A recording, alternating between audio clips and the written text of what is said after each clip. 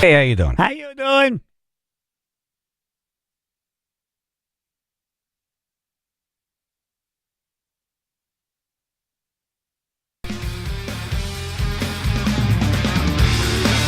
More than 6 million in Los Angeles County remain under critical fire threat as high winds continue through today. Man, they can't catch a break. No. CNN reporting that 25 people confirmed dead, dozens missing, and that the LA Fire Department was less staffed than any other fire department in the top 10 largest U.S. cities. Good timing. And by the way, they're the second largest city. Yeah. So if you're less staffed than like City 10 and you're City 2, not good. And they also report that firefighters have been sounding the alarm about the short staffing for months. I heard somewhere that there were like 100 fire trucks being repaired in a garage that were supposed to be fixed like right away. They just didn't have the equipment to deploy. Yeah. And they had warnings weeks before. It was almost like a hurricane warning. Yeah. You know, you could see the hurricane coming. That was trending, yeah. And National Weather Service was saying, wind is coming. Yep. Wind is coming. A couple days out. Wind is definitely coming. And Mayor's like, well, I'm going to get on a plane and go to this inauguration. I think that thing I do. You guys have a good time over here. Right. I can't wait until everyone is safe and the fire's completely out. Yeah, that's what I'm rooting for. And the reports become about the dumb things they spent the money on. Yeah. All these stupid DEI programs and frivolous crap. Save the Flowers over here. Right, yeah. No, job one is you're supposed to protect the people who are sending their money to you. That's job one. That's job one.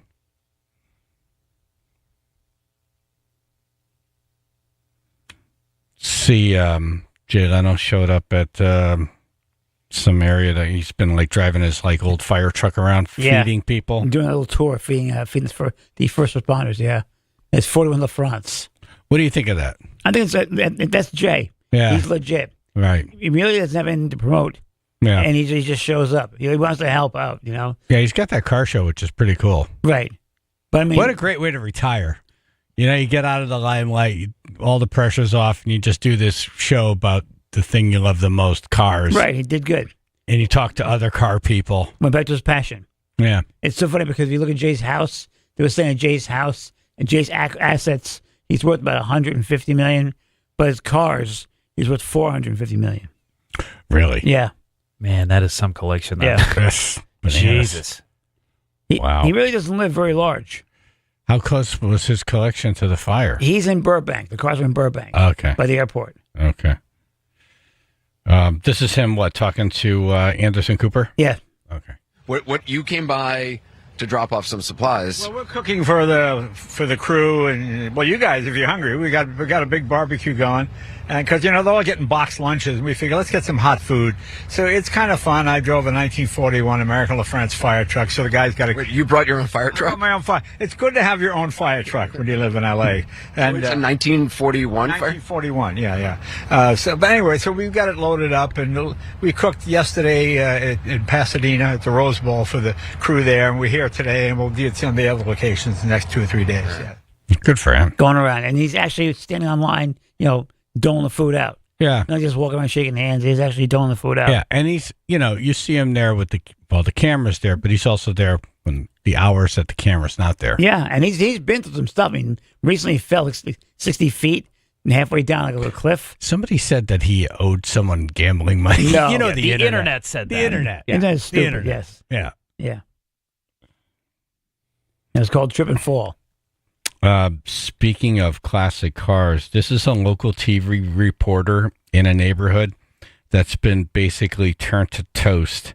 And then she comes across a yard full of completely burnt out shells of what were once classic cars. This cell phone video shows what a family of four saw as they drove by what's left of their hometown. Former KPIX reporter and anchor Amanda Starnatino has been covering the fire since it started and surveyed some of the damage this morning. A lot of people have nothing. So this weekend, I don't even think they can come back to their properties and even start the rebuild process.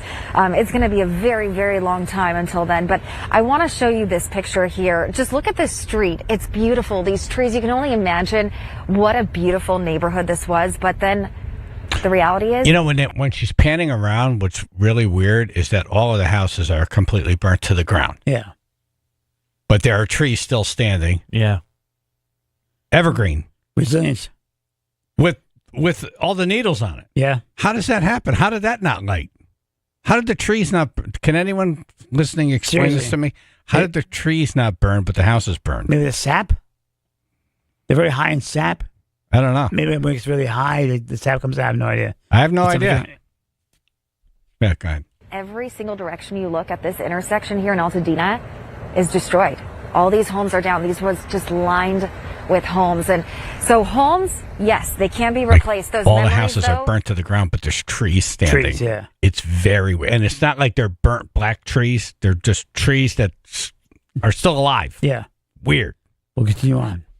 hopefully people were able to get some photos, anything, keepsakes before they had to quickly evacuate here. But there's some things that you just can't replace. And this property really just caught our eye here. All these classic old cars. And I looked at the Google images of what this street looked like. This was a beautiful green car parked right in front. So this is a 1940s Chevy. It's got the old 3-spoke wheel. Those are hard to come by. The spare tire kit on it. This is like those old gangster cars you used to see. It has those suicide doors, so it opened like this. You can't replace this. You got another 1947 coupe right here. You can't even tell what this car is here. Just the fire completely took over it. But my photographer Mike looks back on that car back there. This one is pretty cool. It's a 1960s Lincoln Continental. This is like the car that President JFK rode in. That's like a My dad had convertible. one of those cars. Very expensive. That also had suicide doors. Yeah. Yeah. Tough to get now. Right. Go ahead. Really need to see another Chevy next to it. We have some Oldsmobiles over here. You can tell by their front, very distinct. And then we have one more neat one that I want to show you over here. This is a DeSoto. It's a custom right here in front. And so if you look at some video that we showed you, my photographer, Mike McGregor, who's with me, he shot this while all of this was going up in flames. And he had to stop because he collects classic cars as well. And it's just devastating to see what people left behind. And, you know, the homes are so hard. And for some people, cars are just as important to them. So these important... I don't know anyone like that. Do you, AJ? No. Oh, man. Yep. That's going to be, once the fire is put out and everyone's safe and they found the missing people, Right. and then the reports will be, you know, the things that have been lost. Right. Like car collections. All and, of it insured. you know, irreplaceable things from history. Right. Paintings. Artifacts. Great paintings and, Yeah. and artifacts from history. Yep. And then it'll be the dumb things that the government spent the money on instead of giving it to the fire department. Right. Yeah. And you see that Starbucks is no longer going to allow people to sit and use their bathrooms without buying something? That's good. They had this open policy where Yeah. it didn't matter. You could walk in. And in a lot of these cities that have been overrun by homeless people, it's really, Starbucks, you'd walk in and be like, what is going on in here? It's like Yeah. a homeless camp. They'd go in and they get warmth and, you know, just cool. kind of sit there. Yep. And some people would go in there, bring their own drink, Yeah. and then sit there and get the free Wi-Fi. Yep.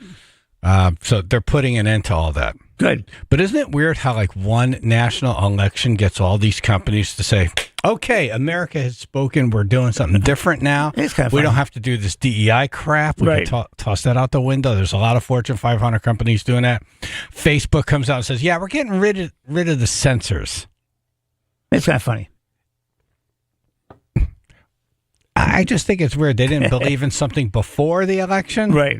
Like, do you have a belief as a company, or are you asking your customers what you should do? Right. Like you're just chasing the tail, or do you have a head on you that could do some thinking and say this is kind of stupid, Right. suppressing what people were thinking? Did you see Zuckerberg on the Rogan podcast? I thought Rogan went easy on him. I like Joe Rogan, but I mean, here's a guy who was censoring people, censoring information about COVID for years and years and years, and then there's a national election, and clearly America has made a decision that's different than before, and Okay. now we're going to change our policy on censorship. Of course. Okay, the top 10 vampire movies. Andre is doing the list. Call in what you think is on it. 203-882-9757. Chaz and AJ in the morning, 99.1 PLR.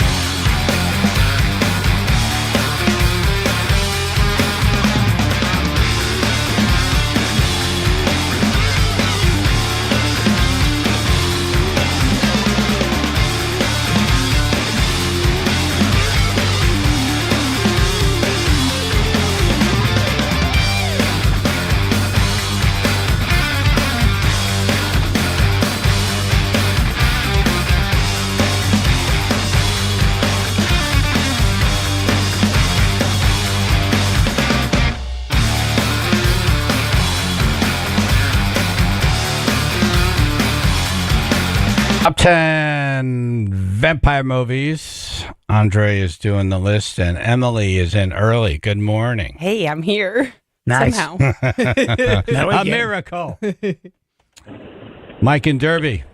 Good morning, guys. Hey. Hey, I'm going to go from our youth, Andre, The Lost Boys.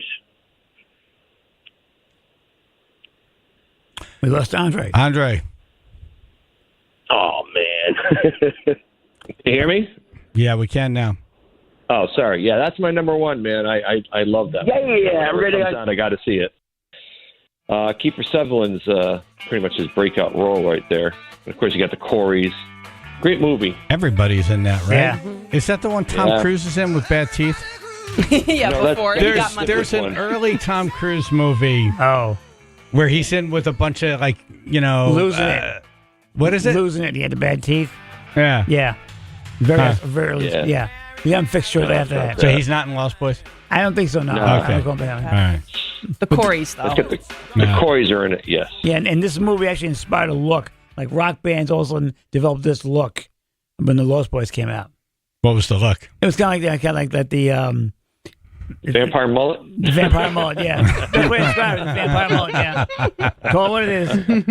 Vampire mullet, leather Vampire mullet. jackets. Yep. Vampire mullet. Yeah. Did they have leather jackets? No, I'm thinking of a movie with Tom Cruise and Patrick Swayze. Are you thinking Outsiders? That's it. Yeah. That's it. That's it. Tom Cruise with bad teeth. Yep. Yep. Brain. Order, ladies and gentlemen. Hi. Happy Hump Day. The original Dracula. Yes. Number 5, I have either the original or the one from the 90s, Bram Stoker's Dracula.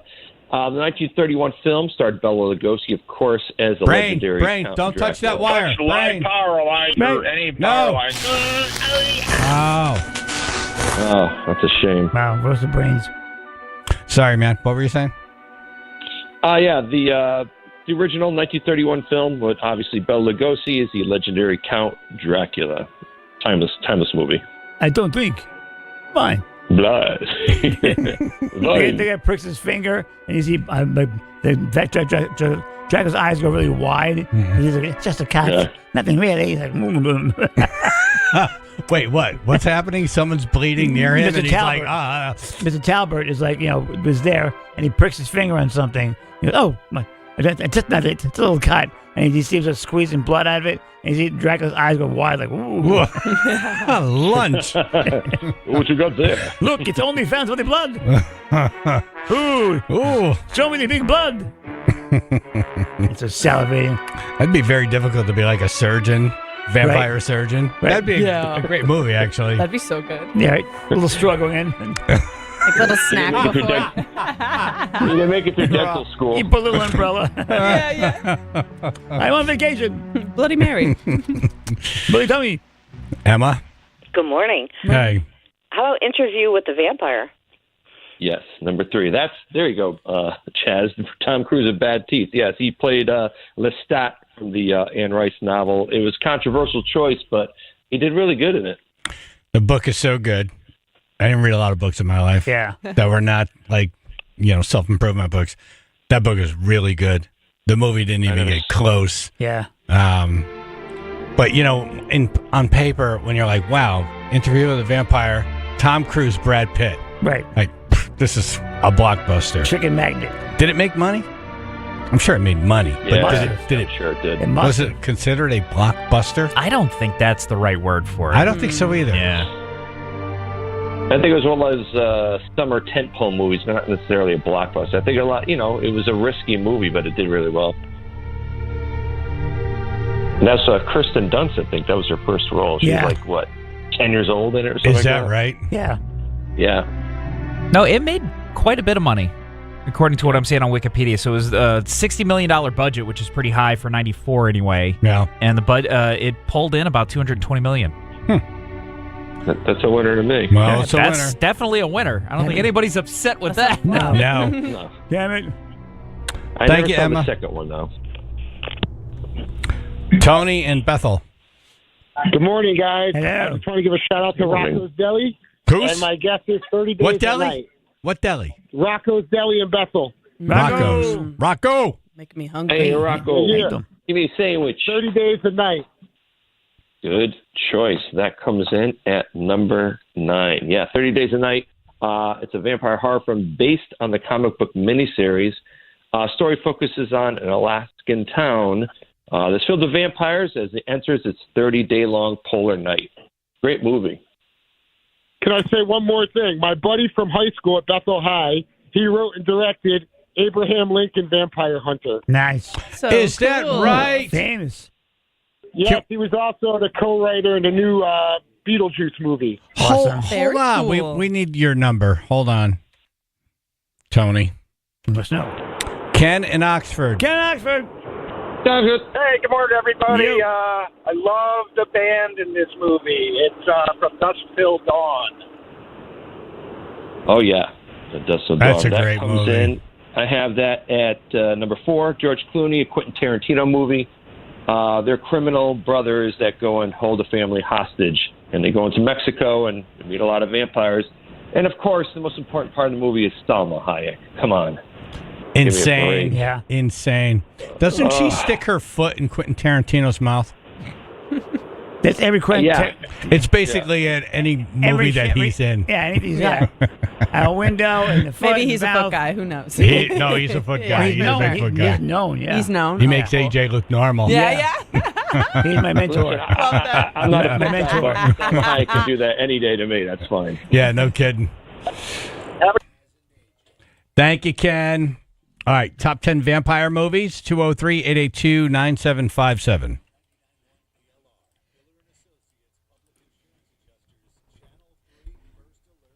Mostly sunny and windy day today. Low to mid-30s. Tonight's wind chill in the teens. 24 now in Guilford. All right, right now we got some stop-and-go traffic reported. 95 southbound, Bridgeport, exit 26 to 21 in Fairfield. Just about 10 to 15 minutes of delays expected right now.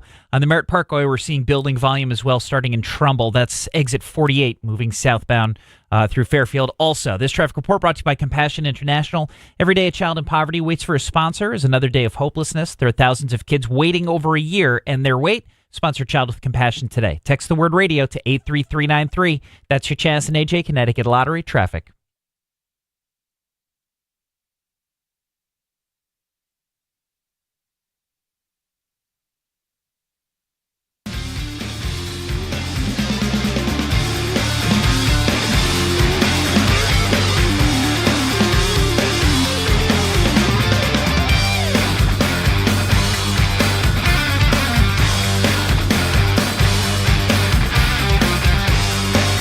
Arts TV and Appliance. Yay. My go-to place for all of my appliances. They have an amazing selection of washers, dryers, refrigerators, ovens, microwaves, grills, and more. 2 locations, North Haven and Middletown. And unlike those big box stores, you're greeted with a friendly, warm welcome. You're treated like a valued customer with respect. Yep. You get the best prices. He beats the big box stores, and that blew my mind. I'm like, how is that even possible? He does it. When you think of the amount of stuff that those big box stores buy. But Andy and Art's TV Appliance, they're part of this group. All of these small buyers get together, and they're like, oh, yeah? We're going to buy as a group. Watch this. And watch this. Yep. We're gonna do it locally, and we're going to do it better. So go there, get the best prices, get the best service, shop in person, or go online, artstvonline.com. Tell them Chaz sent you.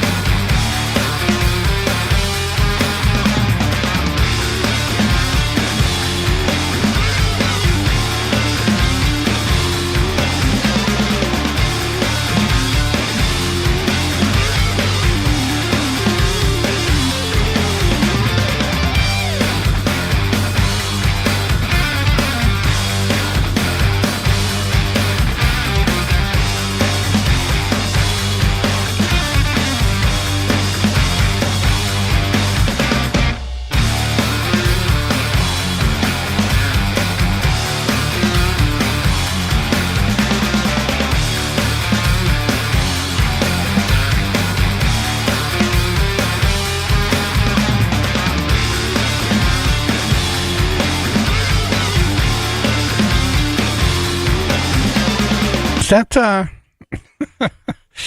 Yeah, that's what I'm waiting for. All right, top 10 vampire movies. What did we get so far? So far, we got Lost Boys, we got Enter the Vampire, From Dusk to Dawn, 30 Days a Night, and Dracula. Bleh. John, Miller Place. Good morning, crew, and happy Wednesday. Morning. Hey. All right. So all my guesses were taken, so I'm going to go with, how about Blade? Blade. Absolutely. Number 2, Wesley Snipes playing the Daywalker. That is actually the first successful Marvel universe movie. I love that techno movie. soundtrack. Remember when that techno soundtrack came out? It was like every club you went to, they just played it over and over. The blood rave in the beginning with Tracy Lords. Yeah, that's a great scene, man. Happy Wednesday, guys. Have a good one. Thank you. I tell you what, though, Blade 2 is even better. That movie's Definitely. awesome. Ryan Reynolds. Awesome. He's That's 3. the third one. He's the third one, yeah. That one's okay. But It's all Blade right. 2 out of the 3 is the best. And Blade 5, even closer. I like all 3. Oh, what's great is in the latest Deadpool and Wolverine movie. Yeah. when Wesley Snipes Don't, came not walking everyone in, saw it. the- Not everyone saw it. La. It's all right. Yeah. Well, he may or may not be in it. That's good to know. Thank you. Charles and Milford. Good morning, all. Morning, Hey. Charles. Hey. I'm going to go with What We Do in the Shadows.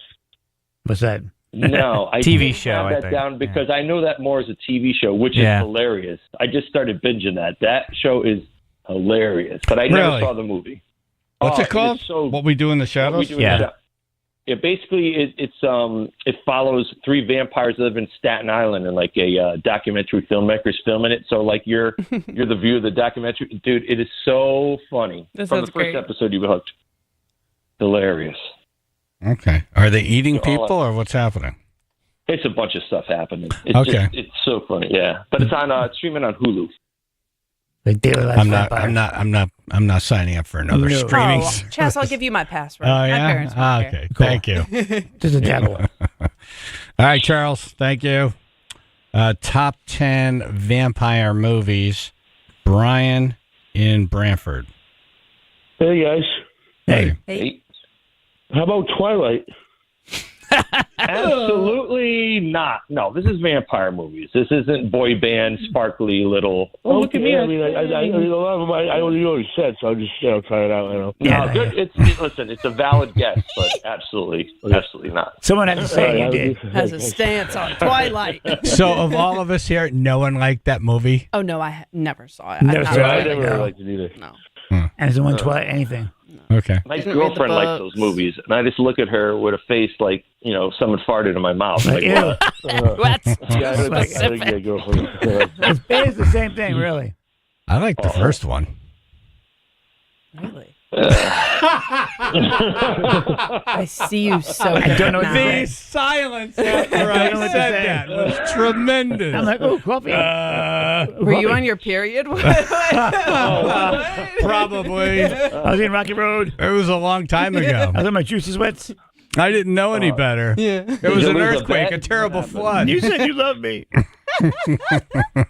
I mean, if you went on a date and you had to endure it, that's one thing. If you went by your own free will, No. There's some cool fight scenes, Well, there- though, it's- right? it's- The werewolf yeah. guy. Yeah. I like the first one. Yeah.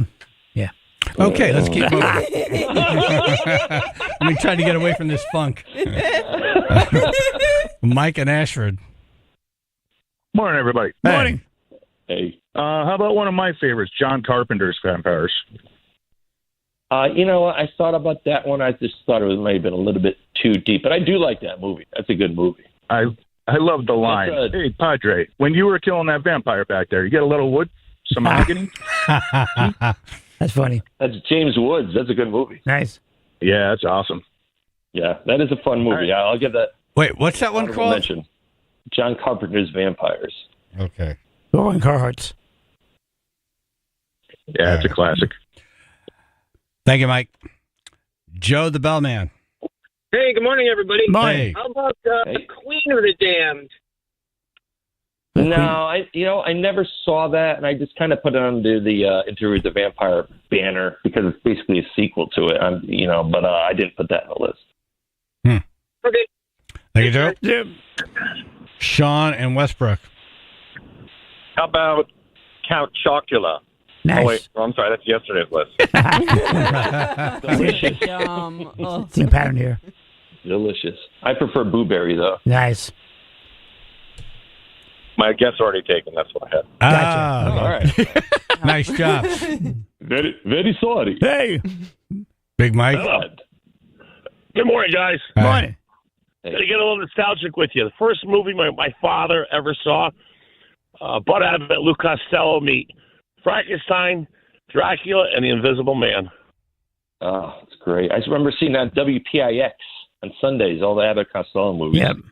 You did see that Channel one? 11. Yep. Oh, yeah, Channel 11. 11 Alive, man. Hey, no more Channel 8 anymore. What happened? What do you mean? That's cable system. It's your local cable, your whatever you got. Maybe Dish or something dropped them. It'll be back in like 3 weeks. Yeah. Yeah, they didn't negotiate the deal. The usual stuff, yeah. Yeah, they always do that. Yeah. That's ferocious. It's horrible. Yep. Ferocious, I'll tell you. That's horrendous. I tell you. It's terrible. Terrible. That sucks. All right, so that's if you have Optimum cable. Yeah, my house is It's hard to call I wish yourself it was Optimum. optional. Wish it was optional. Yeah. Hey, have a great day. All right, Mike. See you. Jay in Bristol, top 10 vampire movies. What do you think? Hey, good morning, guys. Hey. Morning. I was gonna say the Underworld. Absolutely. Number 7. Come on. Kate Beckinsale in tight, leather and latex. Come on. Those are great movies. She's basically the lead character. It follows characters who are caught up in a war between vampires and werewolves called Lycans. Huh. Good movies. What's the movie called? Underworld. There's 3 of them, I think, Phil? Yeah, there's a bunch of them. Yeah. She looks great in all of them, too. Oh, my God. That's worth the price of admission. It's right there. All right, thank you, Jay. Let's do one more, and we'll wrap it up. Joe and Shelton. And another one with Kate Beckinsale, Okay. Van Helsing. Oh, I don't have that on here. That is a good one. I don't have that on here. Oh, well. All right, thank you. She's hot, man. You can't go wrong. Yeah. All right, I'll take one more. Allison on the road. Hey there, how you guys this morning? Hello. Hey. Hi. Hey, Interview with a Vampire, Anne Rice. I was already said, but it's a great cast. Oh, I missed it. Sorry. It's all right. All right. No worries. Thank you. Later. All right, let's wrap it up. All right, we only missed 2. Top 10 vampire movies. Number 10, Let Me In. Number 9, 30 Days a Night. Number 8, one of my favorites, Fright Night from the 80s. Great movie. 7, Underworld. 6, Nosferatu, just came out. 5, Bram Stoker's Dracula, the original, the remake. From Dusk to Dawn, number 4. 3, Interview with the Vampire. Number 2, Blade. Number 1, The Lost Boys, with the saxophone player. What was the movie that just came out? Nosferatu? Nosferatu. Nosferatu. How about you? It's a good movie. Yeah? You liked it? Yeah, really good. And I didn't realize, but Johnny Depp's daughter's in it, and she does great. Yeah. Really? It's a really creepy and dark movie. Just be prepared to be like, it's really hard to see in here. Because if they walk in a room with candlelight, that's the only light that's in it. But it's worth it. It's a good movie. All right. Andre, is the band playing out? Oh, yeah. My first gig of the year this Saturday at Strange Brew in Norwich. It's Maiden 101, all the Iron Maiden you can eat. Awesome. Oh, cool. Thank you, sir. All right, Andre out. Ow. All right, AJ has rules for sandwiches, apparently, and he's passionate about them. Very passionate. We're going to hear the rules coming Sandwiches. up.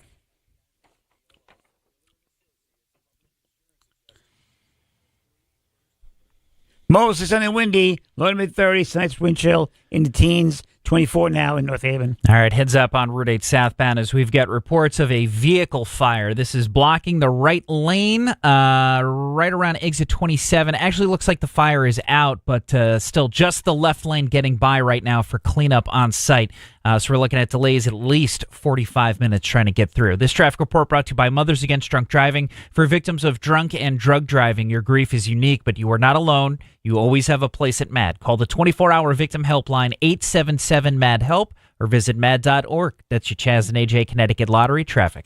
Hey, it's Chaz and AJ for Frank Pepe Pizzeria. Yeah, man. Yummy. Yummy. Yummy. Yummy. They're celebrating 100 years. 100 years Of making goodness. pizza. Yep. When you have that pizza, you say, this is 100 years of perfecting it. Yeah.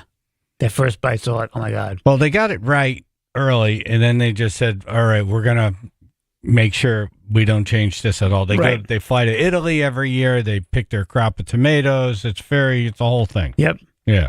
From the crispy, chewy, charred crust to the fresh quality ingredients, no wonder people come from all over the world to try Pepe's Pizza. If you haven't, what are you waiting for? Come on. You live right here in Connecticut. What are you doing? You people on Long Island? Yeah. Come on over. We're waiting for you. Pepe's is family owned and operated, never franchised, and every location stays true to its roots with coal-fired ovens designed just like the original. You know, Kevin came in Friday, and Emily was like, well, why does Pepe's even need to do this? They're Pepe's. Yeah. It's like, well, that's their thing. When you walk in there, you think, they don't really need us. They're No. Pepe's. They treat you like your family, though. That's the thing with Pepe's. The pizza's awesome. The people are tremendous. Absolutely. Go to pepespizzeria.com for a location near you and experience the magic for yourself. Passionate about pizza since 1925, Pepe's.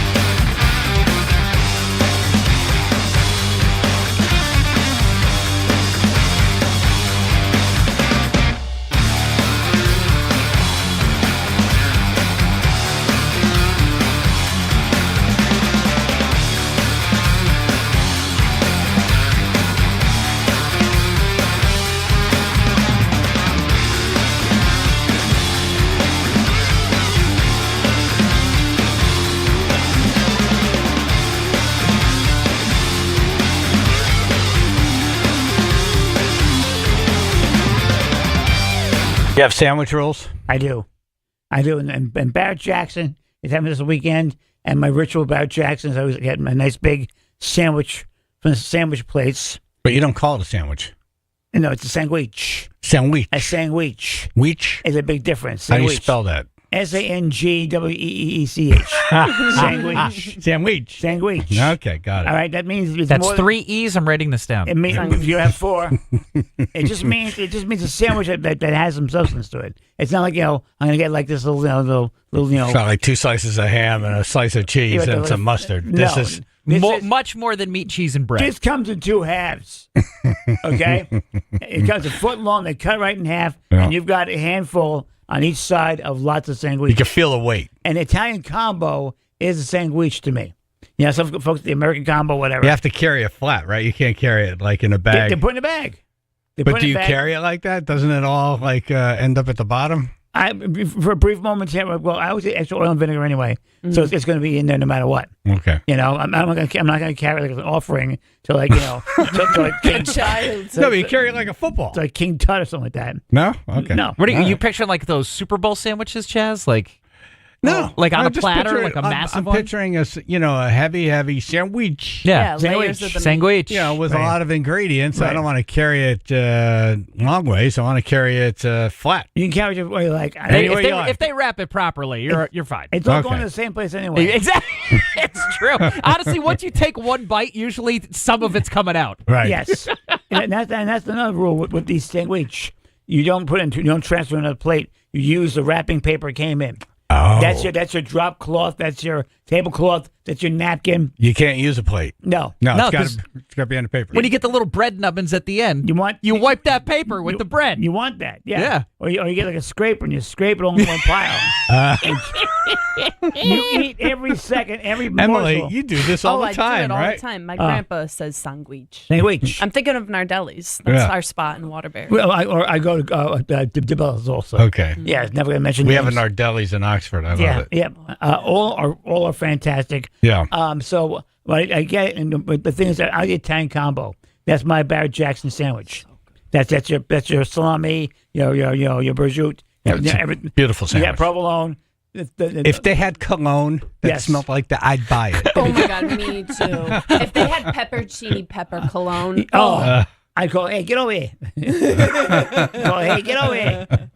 But the thing with the sandwich is that also get all the works to it. Lettuce, tomato, some onion, not a lot. Hot peppers. You gotta get the black olives. Yeah, I like black olives on it. Black too. olives. Yeah. Like I said, extra salt and vinegar. Extra oil and vinegar, salt and pepper, and that's how it should always be.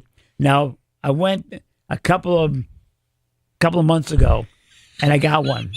Right? He's still mad about it, by the way. And the thing is, you can see it coming. When you're getting a sandwich like this, you think about it all goddamn day. Yeah. Because you really, I think about it like a week ahead of time. Right.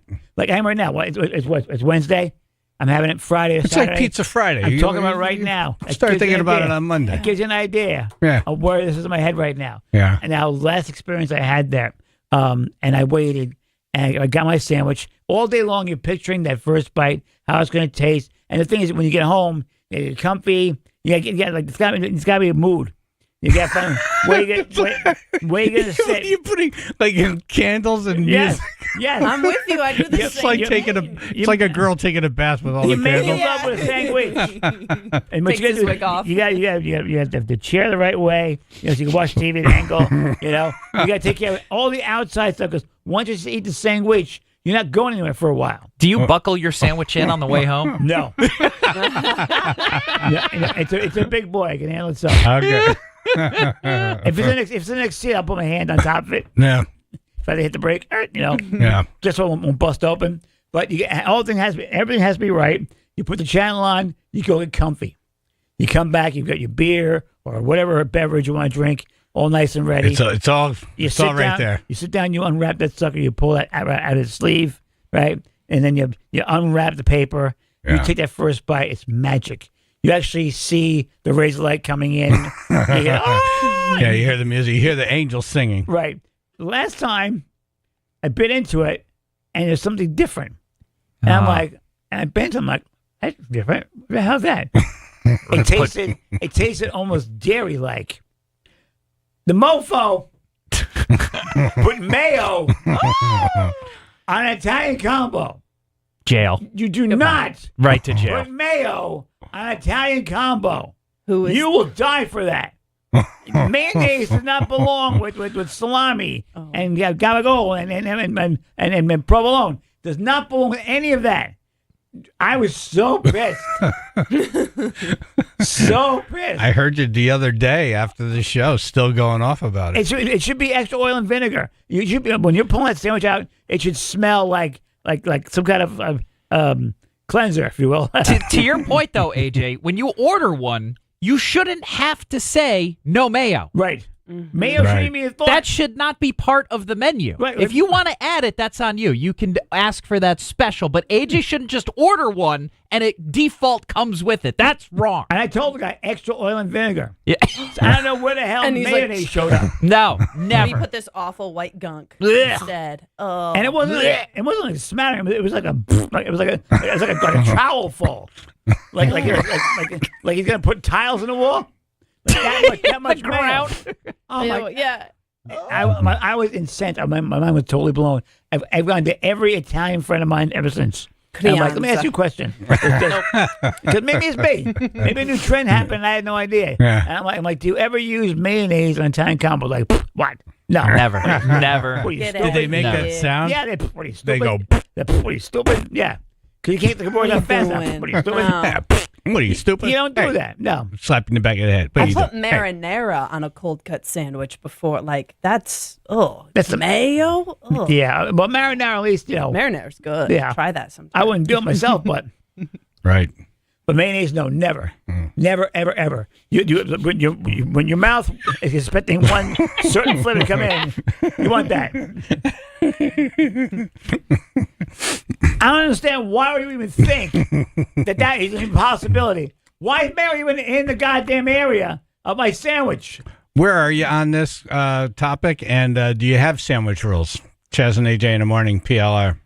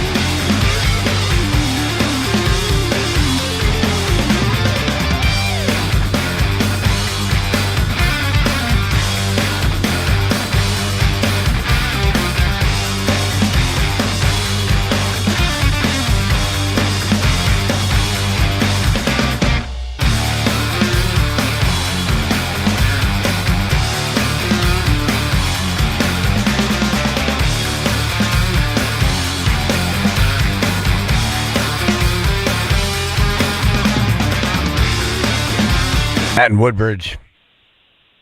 You would absolutely never, under any circumstances, put mayonnaise on an Italian combo. That is ridiculous. I go to Mr. Cold Cuts and Orange. I get Italian combo almost every week. I've never ordered it with mayonnaise. I've never seen anybody order with mayonnaise. They've never put mayonnaise on it. AJ is totally in the right here. Thank you. I would be disgusted. I'd probably take that sub. I'd throw it across the counter right back at him. God bless I had you. done it when I was there, definitely. Did you want to get in the car and drive back there? And Did I? Yeah. I wanted to drive to the store. There's a giant monster truck coming through the front of the store. Here's your freaking sandwich. No mayo. Then you just back out and leave. Keep going. Maybe you're interested. All right, Matt. Thank you. 99.1 PLR, Chaz and AJ in the morning. AJ got an Italian combo with mayo months ago, and he's still pissed about it. Yeah. What brought it all back is that there's a Barrett Jackson auto auction this weekend, and he's dreaming about the Italian combo, That's my thing. which brought back the nightmare of the Italian combo with the mayo. Right. Exactly. My dream's been severed. So now do you go to a different store, or do you go to the same one and just say, no mayo? I always give somebody a second chance. Yeah. Oh, That's good. good. That's good. Tyson, the teacher. Yes, sir. AJ. Yes. I think you may want to have a little Valium with your sandwich. No. I mean, I understand taste and this and that. I'm married to a redheaded Scorpio, and you're more of a whiny bitch than she is. Come on. That's so fun. Have a good day. All right. Only for him to be standing there holding a sandwich of mayo. Bedelia in the RV. Good morning, guys. How's everyone doing? Good. Only have a couple seconds. I think you know a good Italian combo if you can smell the fresh bread cooking outside when you go to walk in. That's a good first sign. Right. I like the everything bread. Yep. But when you walk in, when you open the door, it should smell like a mountain of freshness. Like heaven. Yeah. You should Yes. smell all those meats. Right. Yeah, give me the meats. Yeah. Yep. I worked in a grinder shop, and I would not put mayonnaise on an Italian combo, and the guy got mad at me. I got fired for it. Oh. Yep. He was saving for himself. I refused. I'm Yeah. like, I'm not putting mayonnaise on that. Put it If they aside. requested, I I put think it it's aside. okay. Yeah. Yep. Take it home and put mayonnaise on it so I don't have to look at it. That All was right. my theory. Gotcha. All right. Hey, get better, AJ. I will do. Thank you. All right, coming up in news, violence at a high school basketball game in Connecticut went to a whole new level. We were talking about this yesterday. How do we fix the problem? We have someone on the phone who may have the answer.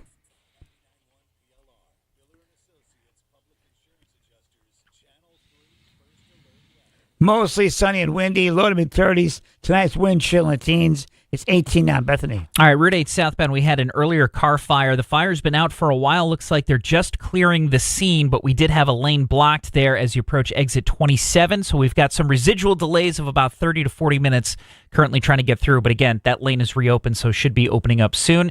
In Meriden, we do have a new accident that is blocking the right lane. This is 15 northbound as you approach exit 67. It's actually reported to be in the construction zone right at the 91 merge, so pretty heavy delays because of that. This traffic report brought to you by Mothers Against Drunk Driving. For victims of drunk and drug driving, your grief is unique, but you are not alone. You always have a place at MAD. Call the 24-hour victim helpline 877-MAD-HELP or visit mad.org. That's your Chaz and AJ Connecticut Lottery traffic.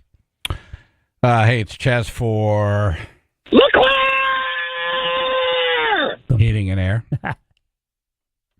That guy sounds like he just got mayonnaise on his Italian stuff. He made the discovery. Oh! That's right. If you need heating oil or propane or service, or if your furnace goes down in the middle of the night, or if you want to be on a service plan, LeClaire Heating and Air. They have reliable, efficient, and affordable solutions to keep your home cozy throughout the winter. From hassle-free deliveries to competitive pricing, they have got you covered. Choose Heating and Air today. My buddy Rich will take good care of you. LeClaire Heating and Air, 203-735-1700. And here's the kicker. If you're an HVAC tech looking for a better gig, talk to Rich. It's all confidential, and maybe you find yourself in a better place in 2025 working for LeClairHVAC.com. That's LeClairHVAC.com.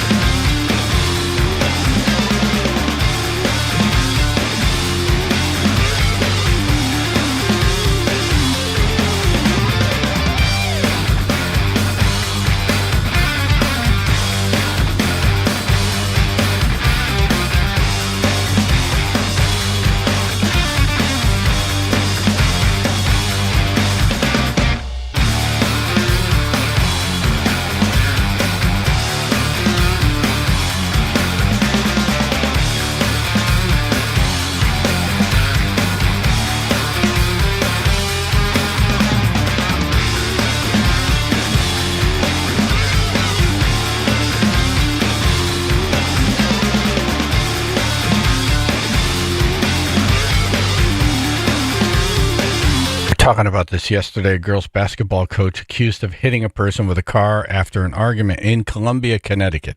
Oh. And we saw the video.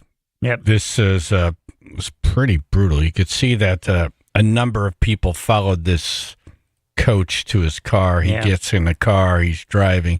They're still kind of walking around the car, and they're talking to him. And he kind of goes around this, thing in the parking lot, and he starts heading out. And the main person I think is going back and forth with walks out in front of his car, and he just keeps going. Yeah. The person goes up on the hood, on the windshield, on the roof, trunk lid, boom, back on the parking lot. Yep. Apparently broken nose, some cracked ribs, and yeah. Ouch. That'll do it. That'll do it. Yeah, no swerve, no brake. No swerve, no brake. No. Just plowed right into the person. It's Grand Theft Auto. Ooh. Yeah, it's like Grand Theft Auto. And then we got some more information that the basketball coach had his kids in the car, which gives me a little bit more siding with this guy. You can't hit somebody with your car, but at the same time, you're trying to get out of a bad situation. You got your kids in the car, right? And no charges, I don't think, against the person who went up over the hood. No. Michael Killen, who does a lot of stuff for our show, and he's a member of the street team. He's also a basketball ref. Good morning. Hey. Morning. This is pretty extreme, right?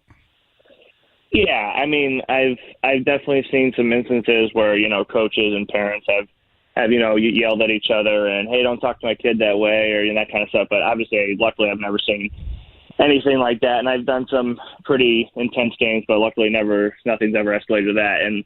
But normally, I park away from most of where the coaches and the parents do, so I kind of go out different doors usually, especially like at high school games and stuff. So I've never really seen something major like this, but luckily I've never been in that situation myself either. Have you ever been threatened? Not in basketball. I actually have been in men's league softball before. But yeah. T-ball's the worst. It's for fun, bros. Come on. Yeah, I don't do it as much anymore. Men's league softball. I like structure and coaches and kids and that kind of stuff. I men's league softball I did for a little bit, but it wasn't as much fun. But basketball, no. Luckily, I've never been threatened physically. I've been yelled at by coaches and that kind of stuff. But technical foul here and there, but nothing too crazy. I've never had to be escorted to my car or anything like that. Luckily, but yeah, I mean it gets intense in the confines of the game. But sometimes coaches have come up to me after the game and apologize, and depends on what they said during the game. I'll usually be like, oh, no problem, whatever. But sometimes they say personal stuff like, oh, you've been effing terrible today and that kind of stuff. So it depends on what they say. But no, I've never been physically threatened, luckily. Yeah. Yeah, I think a coach yelling at a ref is almost normal. Yeah. We expect it's it. the passion of the game. Part of the game. But when it turns physical like this, so this basketball coach gets followed out to his car. Where do you think this comes from? I don't know. My guess, so I saw that it was third and fourth grade girls. So my guess is maybe sometimes what happens is I had a game the other day where, a parent of another team thought that the kid on the other team stepped on his kid's foot, and he's like, hey, don't hurt my kid, and blah, blah, blah. And then the coach is like, nobody's hurting your kid. And I was like, all right, guys, that's enough, whatever. So, probably what could have happened is, the kids were going at it and they were pushing and shoving or something, and then maybe I'm not speculating. I don't know. I'm just saying sometimes what happens is, a parent in the stands will be like, hey, watch that. And there's sometimes coaches can be aggressive and be like, all right, guys, if I've heard coaches say to their kids, if they push you, push them back. And I've actually heard that and been like, hey, coach, you can't, endorse, whatever. And they're like, yeah, but I'm like, okay, well, I'll watch for it. Tell me, but don't tell your kid to push another kid.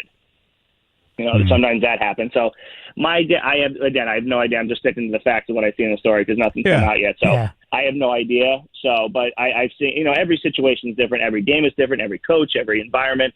So it's really hard to tell, but it's really hard to tell, but possibly this guy was maybe an aggressive coach and, stuff like that. And then a parent, hey, don't talk to my kid that way or, something like that. So who knows?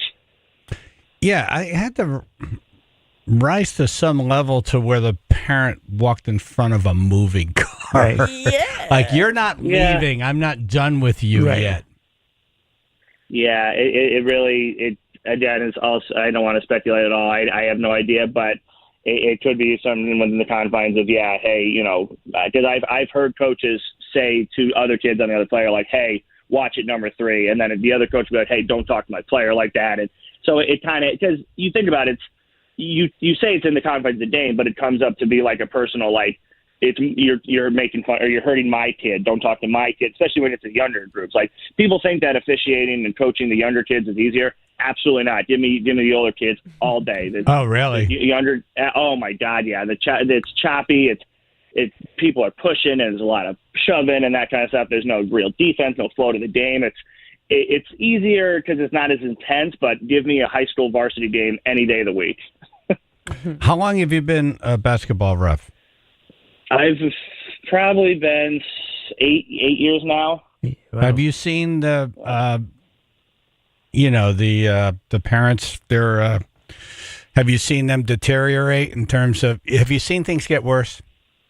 Honestly, I know it's kind of the theme out there, but it really hasn't been that bad. It's coaches have been great, players have been great for the most part. I guess they maybe don't do a whole lot of terrible games, but no, honestly, it hasn't been that bad. The parents, you like you said, you hear it from time to time. Oh, ref, you blew that one, something like that. And of course, you expect that. It's kind of, I always say it's kind of like being a cop. You expect some sort of stress in your job. I know what I signed up for.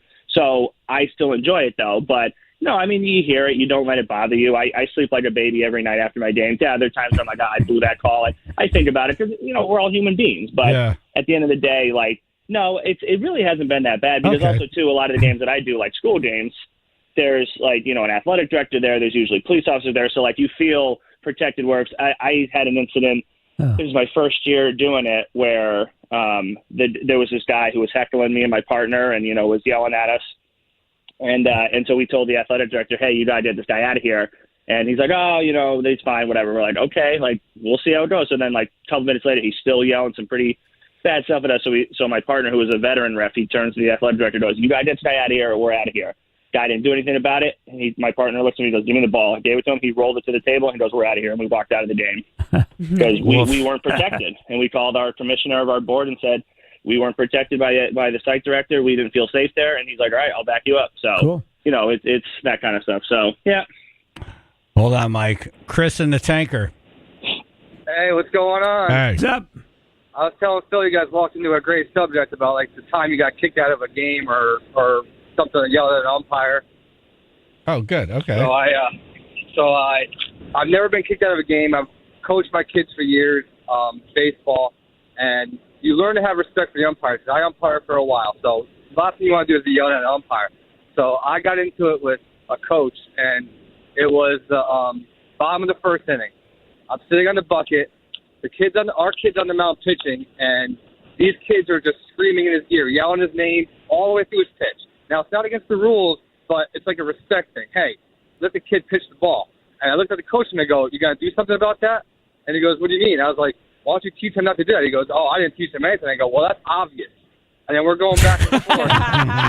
That's a good response. That's a good one. So we're going back and forth, and I just look at him and I go, I'm about to smack the S out of you. And the umpire TJ's behind the plate, and he goes, you're out of here. And I go, you heard that? So he kicks me out of the game, sends me up to the top of the thing. So we get to the championship game. We won that game. We get to the championship game. My buddy vouched for me, calls the head umpire, gets me back in the game for the championship game. All right? We're up in the game for the championship game. The umpire looks at me and goes, I've never kicked the same person out in the same day before. I go, I don't want that to happen either. So we get to the championship game, and the kid, the pitcher, throws a pitch high and inside on my batter. And the kid fouls it off. Walks back. I told him, walk back to home plate. The kid stared him down the entire time back to home plate, hits him almost in the face with the ball. And I go, and I looked at that kid and I go, are you serious right now? And the umpire kicks me out and I go, I didn't do anything. And I'm like, are you serious right now? So I just go, TJ, same spot? He goes, yep, same spot. Wow. And we ended up winning the championship game, and the parents were talking crap to me as I'm walking back to the same spot. And I go, oh, you're a real good role model. And as we won the game, I just ran back on the field. And I'm just smiling at all of them. I go, and I can hear them going, oh, he's an ignorant effer. And I'm like, that's right. We just won the championship. Felt good, though. So Happy I've never ending. been kicked out of a game before, and I got kicked out of 2 games in the same day. Never been kicked out. It was Nice unbelievable. job. Bravo. All right, Chris. Thank you. Happy New Year. All right. Hey, shut up. Mike, I know that you were in, 7 fantasy football leagues? Technically 9, but a couple of them were kind of lower level, just in it for fun. But yeah, All fun. Well, so it's because people are like, hey, I need an extra guy for my league. All right, I'll do it. All right, it's only $50. All right, I'll do it. I just have different groups of friends that I do it. So, but yeah, I was just talking to Phil before we came on, but. Yeah, I made the playoffs in all 9 of my leagues and had some unfortunate luck. A couple bad breaks here and there, a couple injuries that were ill-timed. But I did come in 3rd place in a few leagues, and I came in 1st place only in 1. But I did pretty well. I pretty much made my money back. So that's what. Okay, nice. Oh, that's Winning good. one league covers all of them. That's Yeah. pretty good. Yeah. Yeah. So it's it was a pretty, like I said, it was just some bad injuries that I had. I lost by 5 points the week that Jalen Hurts, the quarterback for the Eagles, got his concussion, and had he played his normal game, I would have won, and then I would have won the championship. That's just the beauty of fantasy football. It's just heartbreak and triumph in 1 week to the next. So It's the beauty and the opposite of beauty. Yep, that's what happened. So, but I have.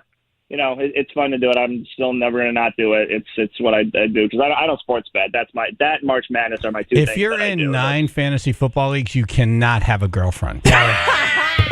Right? Do you have a girlfriend? I do not. No. Okay. She would never allow that amount of time. Different kind of fantasy. Yeah. Woof. All right, brother. Thank you, man. No problem. All right, Michael Killen. All right, coming up, dumbass news. A Connecticut man arrested for impersonating a police officer. What he was wearing in the mugshot gets him a good seat in dumbass news. That's next.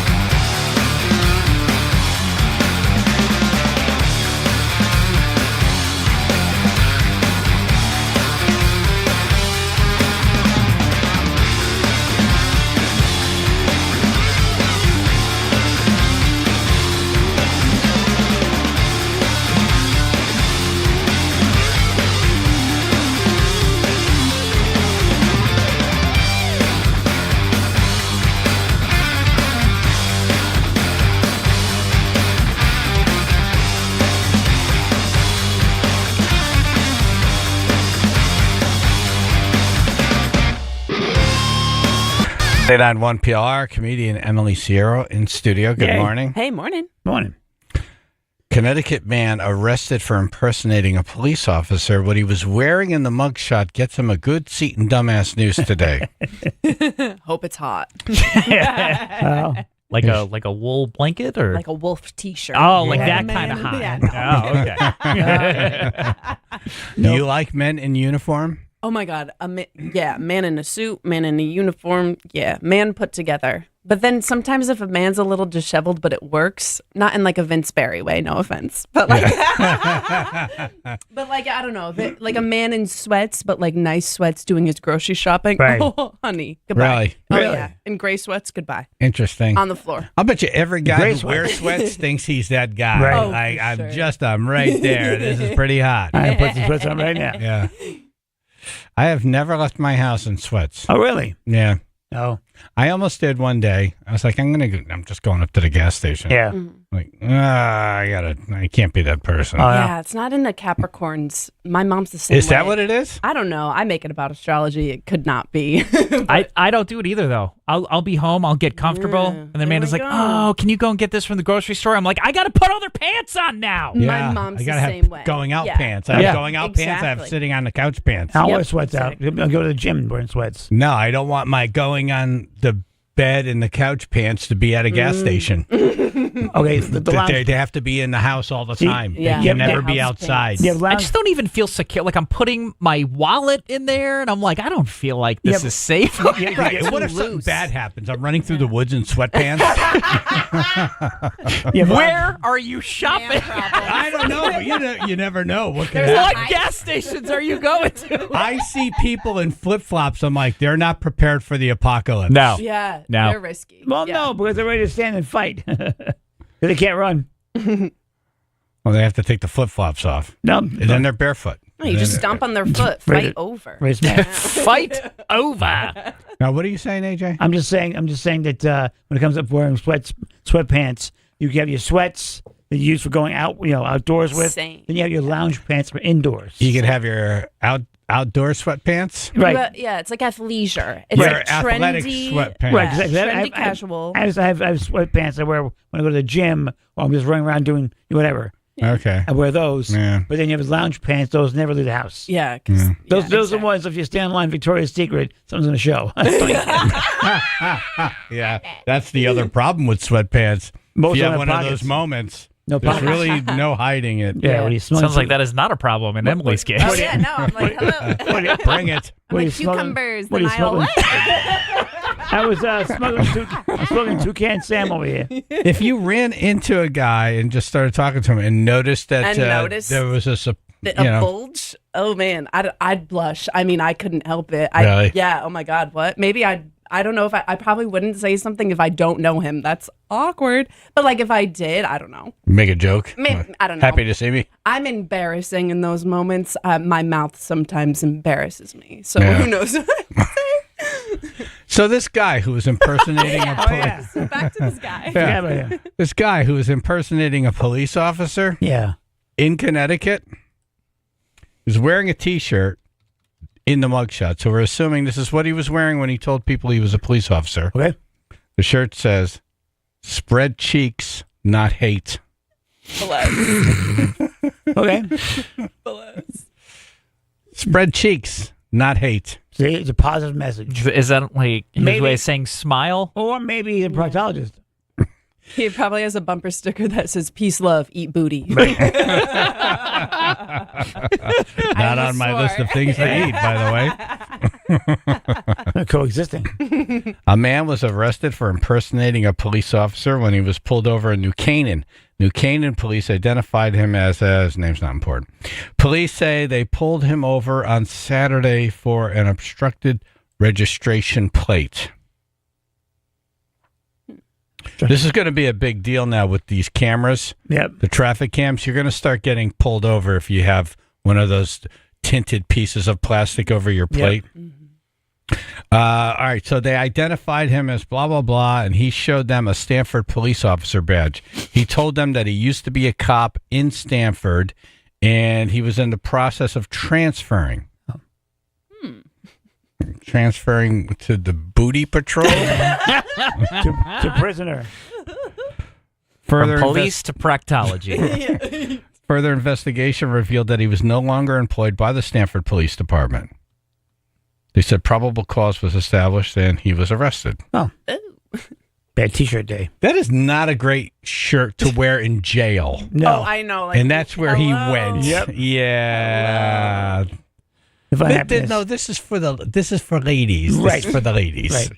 Oh yeah, no, I mean this, just not for you. Right. Yeah. It's not for you. Yeah, Right. say that to your 200-pound cellmate. Like, what? Rudy.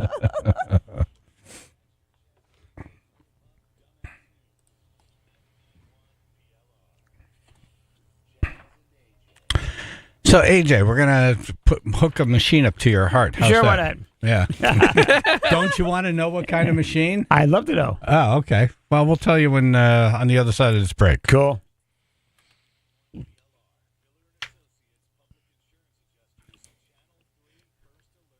Mostly sunny and windy. Low to mid-30s. Tonight's wind chills in the teens. It is now 28 in Cheshire.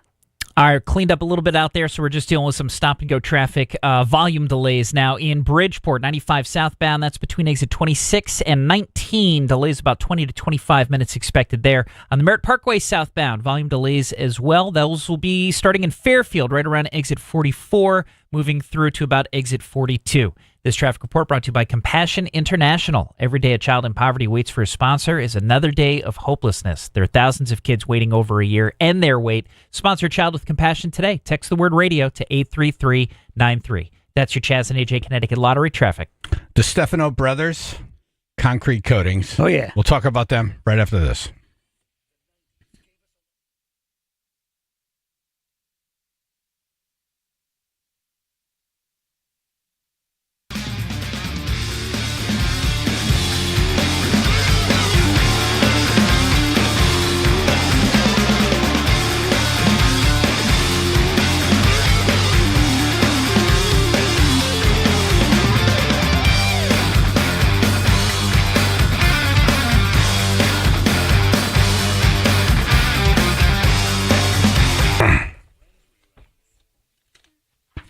The Stefano Brothers concrete coatings. Yo. Love my garage. Love how clean it is. You should. And they are now offering an easy 0% interest payment plan for 2 years. So why wait? This is, by the way, the perfect time to get the garage floor done. Don't wait till spring. Spring, everyone's busy. Spring, you want it to be done. Right. You want it to be done. Of course. When you take that cover off that car. Yep. Or, you're Right around. playing in a band or whatever you use your garage for. Yeah. You want the garage to be done in the spring. So they're offering 0% interest, 2 years, no payments. Why wait? Nice. 860-608-7167 or dbconcretecoatings.com. And this isn't just some, we're going to spray something on the floor and good luck, everybody. They come in, they test the cement to see the water level. They grind down the top of the floor. It opens up the pores of the cement. They put their magical stuff down that grows legs into the floor so it doesn't peel up. This is a one and done thing. It's guaranteed for life. Yep. Call them today, 860-608-7167 or dbconcretecoatings.com.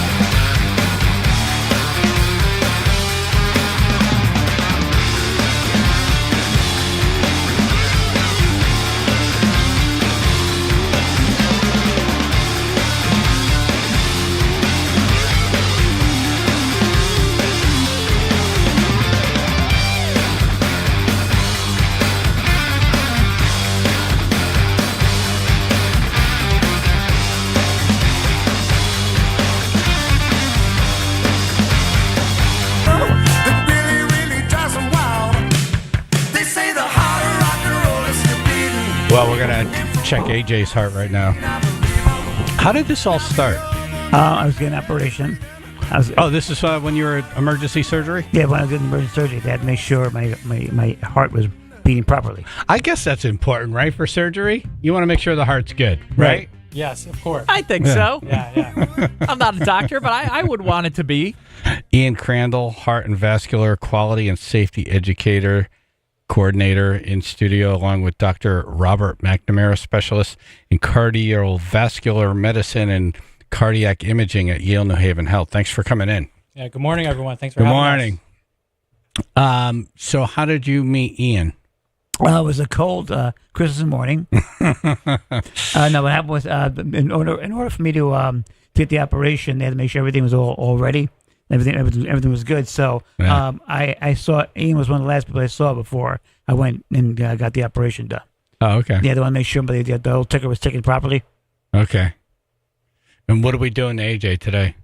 Yeah, so today we're going to actually do an echocardiogram on AJ, and we're going to show his heart valves, listen to the heart valves, and show your audience kind of what we do at the Heart and Vascular Center at Yale New Haven Hospital. And today we brought one of our smaller laptop machines that AJ has not seen, and this is the same technology in a smaller platform. And this laptop actually travels the world with us. We just came back from Colombia with it. Wow. And we're going to be going What was it doing in to Colombia? Argentina soon as well. So we do, Bob McNamara is part of a team called iTeach that deals with global health. And we travel around the world providing rural communities and underserved areas with the healthcare that they need. That's pretty cool. Yeah, very cool. Nice very job, rewarding. Doc. Are the hearts in other countries in better condition than the hearts in America? Yes, in certain ways they are. In certain ways they don't they're eat not. all that junk, right? Yeah, in that sense it's good. But It's there farm are fresh. some infectious diseases that causes problems in other countries that are less common here. Right. I heard that people who live in like hilly areas are in the best shape and they live the longest, right? Because it's all the cardio climbing the hills. Yeah, sometimes that certainly helps when you exercise. It helps your heart as you grow older. Have you ever checked someone's heart and said, "Oh my God, we got to operate on you right away"? Yeah, it doesn't happen too often, but occasionally it does. So, is it something that you hear or something that you see, or both? For us, it's something that we see from there, and part of it's what you hear, but more often for this echocardiogram, it's what you see. Okay, and then we're actually gonna hear your heart. And you were saying something about this machine. It makes pretty cool sounds. Yeah, when I heard, I'm like, what the hell is that? And he's like, that's your heartbeat. I'm like, what? Really? Yeah, so it's pretty noisy. When I walked into the Echo Lab at York Street in the morning, AJ was there, and we got to talking about the procedure, and he was really fascinated about he could see his heart and then actually hear it as well. So that's something that I said, yeah, you should have me live on air and scan you so all of your listeners can hear as well. And show the heart. Yeah, show the heart. And then we'll put it to a song or something. Exactly. I like that idea too. Hey, Phil, can you move the second song in this hour down to this location so we can play it now and then get these guys set up? Cool. Thank you. All right. We're going to wire AJ up. Yep. And then we'll hear your heart. Here we go again. Then we'll take your heartbeat and we'll put it to a song or I'm something. constantly wired. 99.1 PLR, Chaz and AJ in the morning.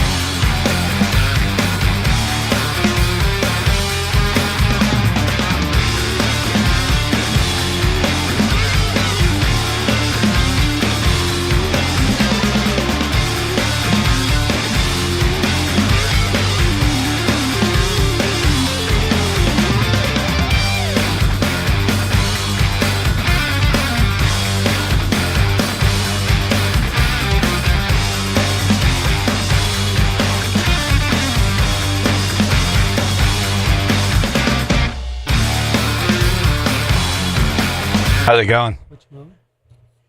They're looking for the sound. I don't know why that just played. Yep. Yeah, I moved it so it didn't stop automatically. Sorry. 99.1 PLR, Chaz and AJ in the morning. We have a heart and vascular quality and safety education coordinator here. Right. It's Ian Crandall. He has a very interesting laptop. He does. Which he takes a wand, he puts it up against your chest, and you can see your heart. You can see the beats. Yep. And Dr. Robert McNamara, specialist in cardiovascular medicine and cardiac imaging at Yale New Haven Health in studio. And so you saw Ian right before you went into your emergency surgery. Yeah. And what got me was was I kept hearing these really freaky sounds, almost like a band was playing, loud. And what the hell is that? He goes, that's your So heartbeat. it's not just the regular dum dum. No. Dum, dum. Oh no, that's what threw me off. It was like all kinds of different sounds. Really? Yeah. It's like loud. So I'm like, wow, what is this? He goes, it was your heartbeat. I'm like, oh, you got to play this for our listeners.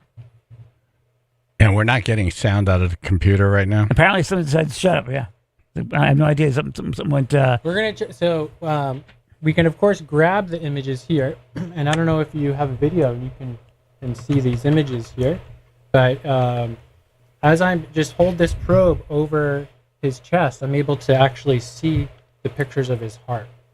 So here we can actually see the main pumping chamber of the heart here, which is the left ventricle. I had a big pumper. How does his heart look? The different valves, which are doors to the heart. So this is your mitral valve and your aortic valve. Does the heart look good? You have a nice strong ticker here. Yeah. Nice. That's good. And as I pan down to a different valve, this is the tricuspid valve. This is always what goes wrong. What You're we going to like start to do seeing the is- Italian combo effect here. Typically what we can do is listen to the heart. As I turn up the audio here, as you can see, we're just simply not able to hear it at the moment. I wonder why. But, well, let's just say we know everything's moving in there, right? My heart wants to talk. And Hold on, I found it. Here, just press this button. You'll hear AJ's heart. There it is. So one of the really interesting things about the heart is that every chamber is under different pressures. So when I was scanning AJ, what he found the most... Since we don't have sound, why don't you just grab that microphone that we were using for the laptop? Oh, this one? Yeah. Can you hear me okay now? Yep. Yeah. All right. So when I was scanning AJ, what he found the most interesting was simply the different sounds of the heart. Yeah, what we don't have right now. Which we don't have now. You mean the thing we based this whole bit on? Yes. Yeah. Yeah, but you know what? It's all right. But we are you know what? It's okay. But you can see the heart, and guess what? I'm going to make some sound effects for you here, AJ. You ready? Uh-oh. You ready? This is going to sound like... Oh, Okay, really? something like the that. beginning of Leonard Skinner to... Right.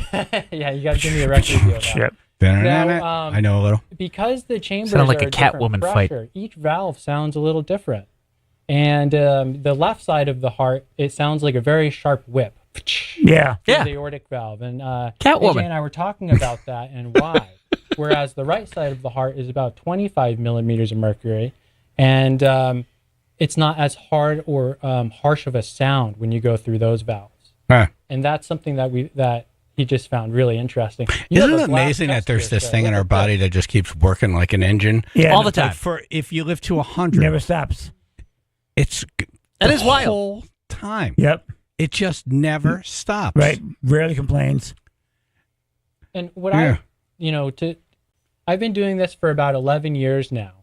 And I like to call myself a young sonographer. And the reason why is I work with individuals that are very talented and they've been scanning 30 plus years, I'm 37.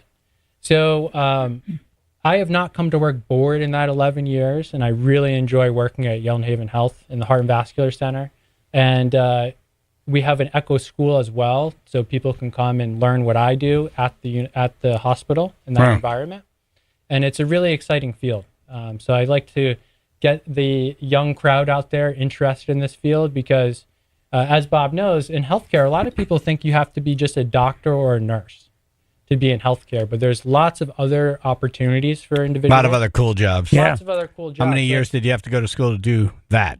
to do echo. So I did my undergrad and grad school, and then I went to echo school, which is a little out of the ordinary. So Echo School is typically about a year or two, and the real skills come to exactly what I'm doing.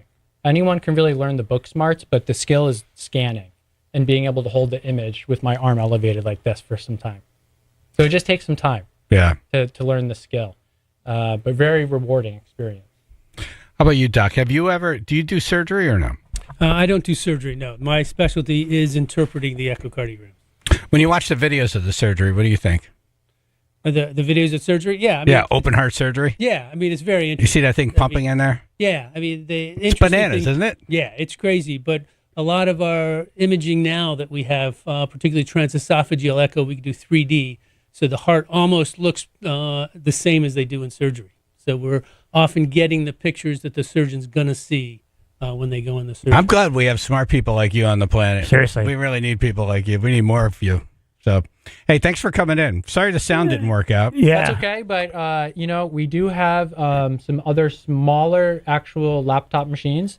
Actually, now they have technology that plugs into your iPhone. One of these probes that plugs into your iPhone. So that's nuts.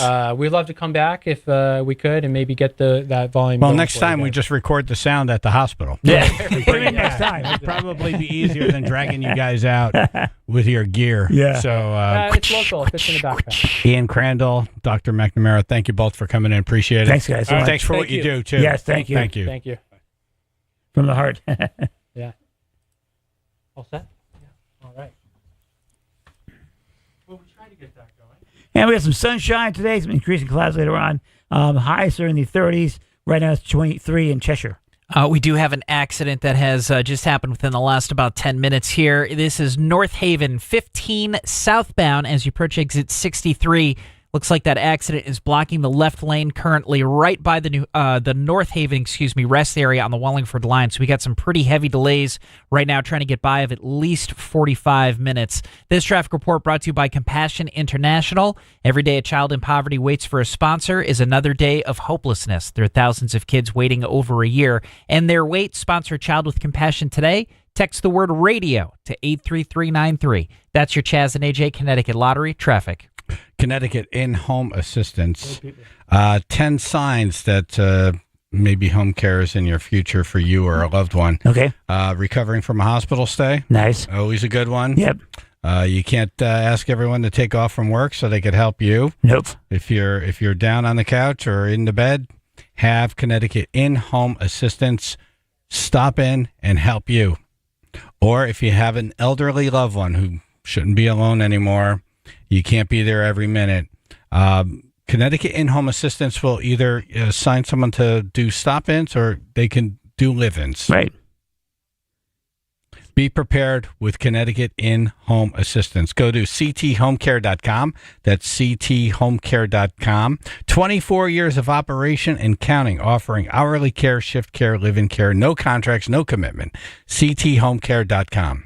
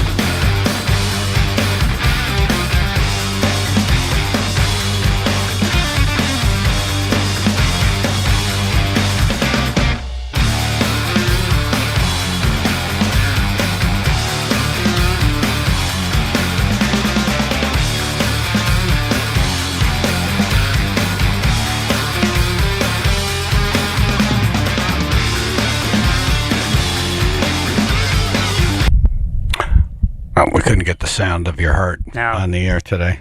Wasn't talking. It was shy. This is a video from Google. Yeah. See, this is a common thing you hear. So how did you meet these guys? This was emergency surgery time. He came in right before the surgery? Yeah, because they have to make sure everything's up and running the proper way. So I didn't get a chance to get echocardiogram before the whole thing happened, so they did it in-house. Huh. Because usually you go see your primary care doctor. Oh, yeah. They'll do it. Well, you were in the hospital, and they're like, we have to operate. So, Exactly. Yeah. So they had to do it there. Good dudes. Yeah. And what kind of noise was it making? You know, I'm sure. So there was a dump dump, and then there was a. It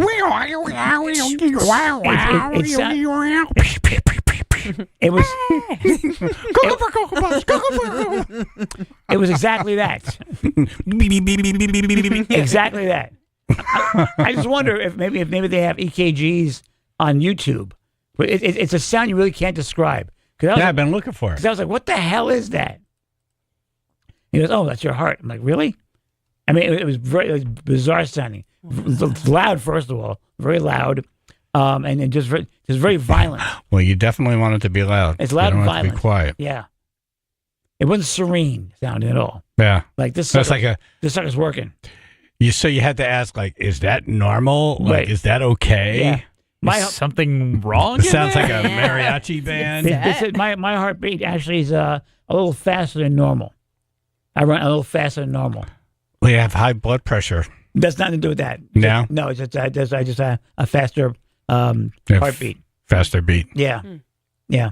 Why does that not surprise me? Yeah. Yeah, it fits him. For some reason. Yeah. He's like faster paced in life. I don't know. All the time. He speaks fast. His heart beats fast. Everything's drives fast. I need to slow down. Yeah. Drives fast. Right. Yeah. Exactly. Eat fast. Yep. Yeah. I don't know either. I picture your heartbeat sounding like a mariachi band. Oh, that's good. Bing bing bing bing bing bing bing bing. I picture more yakety sax. I picture it driving a monster truck just like him. The heart is in a monster truck. Right, exactly. Bro, two smokestacks, black smoke coming out. Taking laps in his valve, like.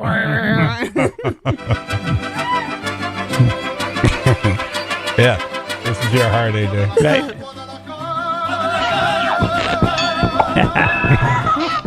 Wow. Hey, we got the machine working. Here's the sound of AJ's heart. Yay.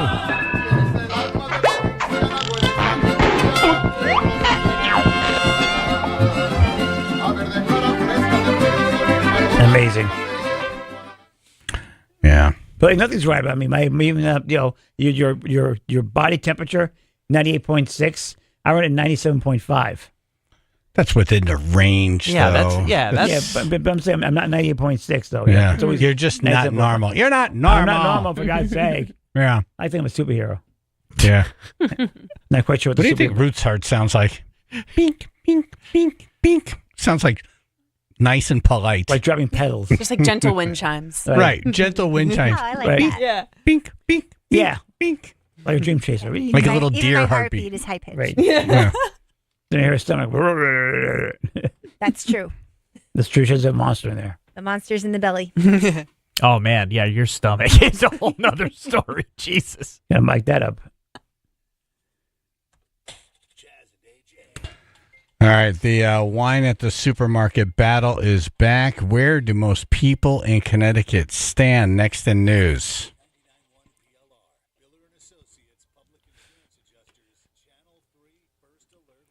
Mostly sunny and windy, low to mid 30s. Tonight's wind chill in the teens. It's 24 now in New Haven. Couple different things going on right now. In North Haven, we're still dealing with this accident that is blocking the left lane. That is 15 heading southbound by exit 63, right by the North Haven rest area on the Wallingford line. So there's an accident there. Left lane blocked. Delays now near an hour. And then we have a secondary accident in Waterbury. This is 84 eastbound approaching exit 25. The shoulder is currently blocked, but again, causing some pretty heavy stop-and-go traffic of about 45 minutes. 2 cars involved there. They're out of the travel lanes, but delays remain. This traffic report brought to you by Mothers Against Drunk Driving. For victims of drunk and drug driving, your grief is unique, but you are not alone. You always have a place at MAD. Call the 24-hour victim helpline, 877-MAD-HELP, or visit mad.org. That's your Chaz and AJ Connecticut Lottery traffic. Car Beauty and Company Realtors. The best. Imagine knowing the sale value of your home in 30 seconds without talking to any agent. Wow. Thanks to Jonathan's new innovative technology, now you can. Really? Yeah, go to carbeautyrealestate.com. It's always good to talk to them, but, you could do a quick bink. Yeah, kind of curious. You just do bink, Bink. and it's bink. What a you bink? You got the number. How do I bink? It's always better to have them come through and look at what the house really has to offer and all Right. this stuff. But this is the thing with Jonathan. He's always investing in new technologies and new ways to do things. Right. And, he does business the way a person should do business. What is it that you need? Do you want to just hand me the keys, I'll give you cash, and you walk, Like take that. the couple things you want, and we'll Yeah. clean the house out? Or do you want to spruce it up a little bit, put it on the market, and get the most? You want to get people bidding against it? Wow. Jonathan Car Beauty and Company Realtors, 203-980-6886. That's his personal cell phone, 203-980-6886, or go to carbeautyrealestate.com. Say goodbye to guesswork and hello to Real Insights. John's Home Value Estimator is a game changer for sellers, giving you real-time data and information to make smart decisions and the most money. carbeautyrealestate.com.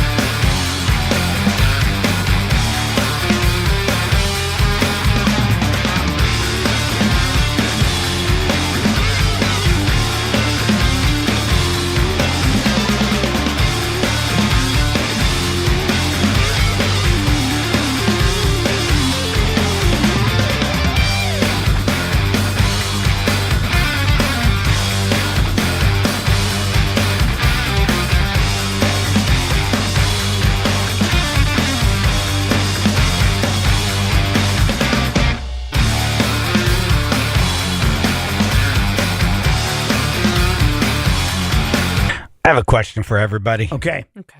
Does anyone care if supermarkets sell wine? No. No? I'm good without it. Yeah. The mom and pop You stores could have care it. less either way? Yeah. Or couldn't care less? I do not need it. It's not needed there. Not needed. No. I'm all right without it. I know my mom would love the convenience, I think, of not having to go to another store. But Right. I don't care either way. Yeah. Do you drink wine? I really just don't drink anymore. I grew out of it. It's just not my thing. Okay. This is why this issue does not affect you. Yeah, it doesn't affect me. Ruth, do you drink wine? I do. Okay. Do you care one way or another? I mean, for selection, I'd probably go to my A real local wine store? package store. Yeah. Because the types of wine that I like probably are not the ones that they'll have in the grocery store. Supermarket, right? Yeah. Okay. If you have an opinion on this, one way or another, I'm just interested to see, like, does this even matter? Right. I've also never gone into a grocery store and there's room for like a whole wine selection. Oh, they'll find it. But what's leaving? That's what I'm asking. Oh, that's a good one. Yeah. What's the weak link in the park of the supermarket ride? Exactly. Yeah. Section.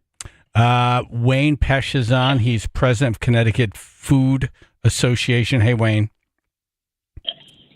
Good morning. Morning. Great intro. Hey, so you care if supermarkets sell wine?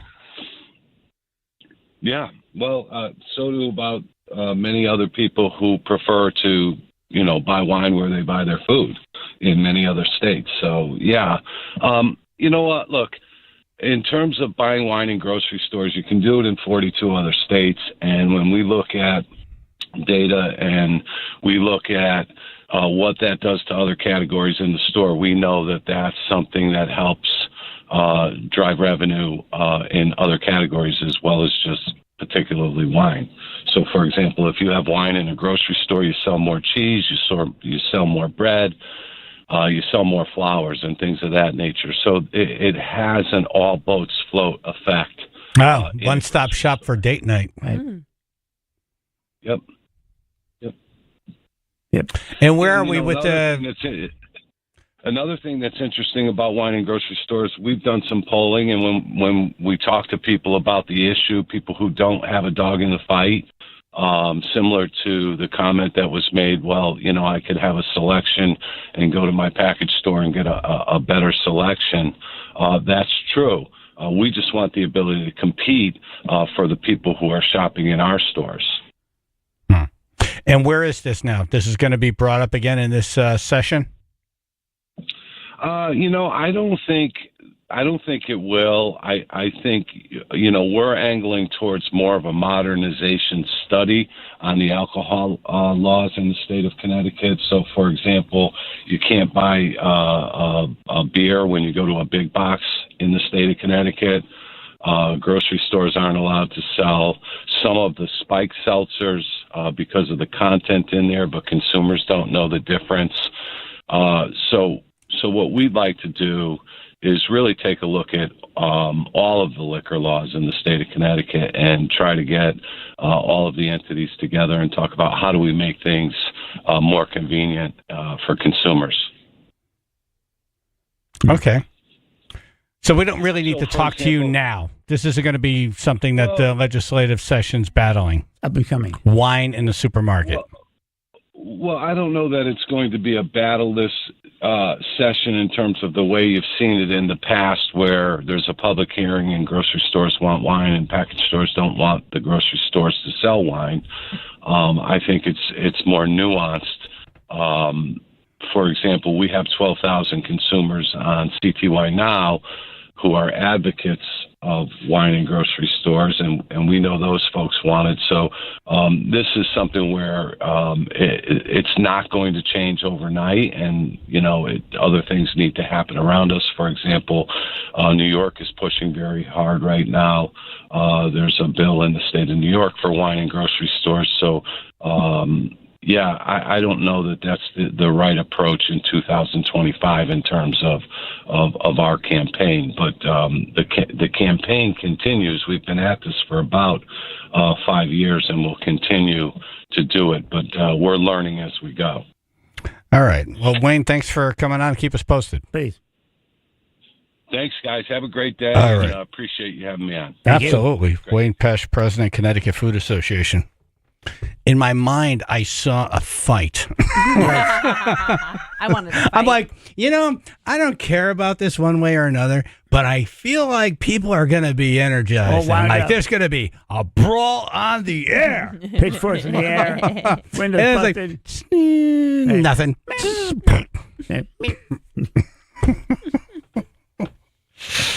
Chaz and AJ. Sorry, Phil, I got disconnected. It's Jay from West Hartford again. Hey, Jay, it's Chaz. You're on the air. Oh, hey, Chaz. Sorry. Hey, I just wanted to call in and say, I respect the previous gentleman's opinion, but out of respect for the individual store owners or business owners, you got to remember a lot of people went out and either bought or started a new business by opening a wine shop because of the current market condition and where their competition was. If you're now bringing in supermarkets, which is a much greater chain, you're now introducing something that someone may not have started their own small business because of, the fact that now you have it available in a grocery store. They may not have made that investment. So I really think it's going to really hurt the small business owner by doing this, just by opening it up to a larger chain. Yeah, if I had to come down and make decide a position, right, I would go with leave it in the liquor stores because they're locally owned by people who have families that they work their ass off. This is a dream to them, and then now what? They're competing with the massive supermarket chains. It's unfair. Yeah. Right, exactly. It's just not fair. They based their decision, their investment, on a law that existed, and a lot of times these leases that you sign, are contingent upon like the landlord guaranteeing like a supermarket's not going to come in and now be your competitor. So it just opens up a can of worms that I think is unfair to the small business owner. Yeah, and if Stop and Shop's buying wine, they're buying it at such a great volume, they're going to be able to kick all of these package stores ass and prices, you know? So. Yeah, and I don't think people are really going to go to a supermarket only because they can buy wine and now they're going to buy flowers and flour. I just don't see that happening personally, but I don't know. Yeah. All right. Thanks, Jay. Hey, thanks, Chaz. All right. Al in the shed. Yeah, you guys just said it all, but my point is I don't care. Just like you, AJ. I mean, Chaz. All right, guys. Yeah. He said it all. It's the supermarkets that want it. That's right. One more thing to cry about. All right, guys. All right. You mean whine about? It was right there, Al. Wow. Joe the Barber. Yeah, I really don't care about it, but the way America is these days, we're a quick gratification society, one-stop shopping, but it will definitely hurt the small mom-and-pop stores, so I'm against it. It doesn't really bother me, but like you said, the big stores buy a cheap bulk and sell it. So you're just repeating everything we just said, Joe? Is that what's happening here? Thank you, Joe. I figure why not? All right, Joe. Appreciate it. Thank you. All right. Thank you, Joe. Appreciate it. Appreciate it, Joe. Appreciate you, Joe. Thank you, Joe. Did you see that coyote that walked into an Aldi store in Chicago? That was wild. No. Isn't that weird, Chicago? Like you'd expect that in like Oklahoma or something? Yeah, not Chicago. Yeah. It jumped into the cold food section. It was safely removed by animal control. Here's the news report. Of the night, that coyote captured inside a Humboldt Park Aldi store. Our Nate Rogers is live with why the coyote may have been looking for something other than groceries. Nate. Absolutely, Scott and Dawn. 'Tis the season for coyotes. Now, who the hell is this guy? This guy's on TV in Chicago? Right. 'Tis the season for coyotes, as we all know. Oh, my God. What the hell? Wearing like a parka. This story just keeps getting weirder. Yep. Sounds like a character from Muppet Christmas Carol. I love it. Exactly.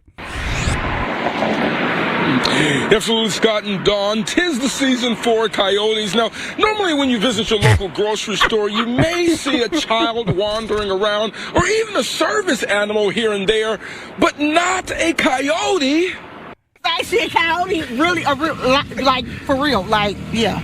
Check it out. It's a major metropolitan area in the United States of America. Right. And a coyote. Oh, my God. Wow. Yep. It's looking for deep dish pizza. That guy's great. And then the opening quote of the package is this. I see a coyote, really, like for real, like, yeah. My version.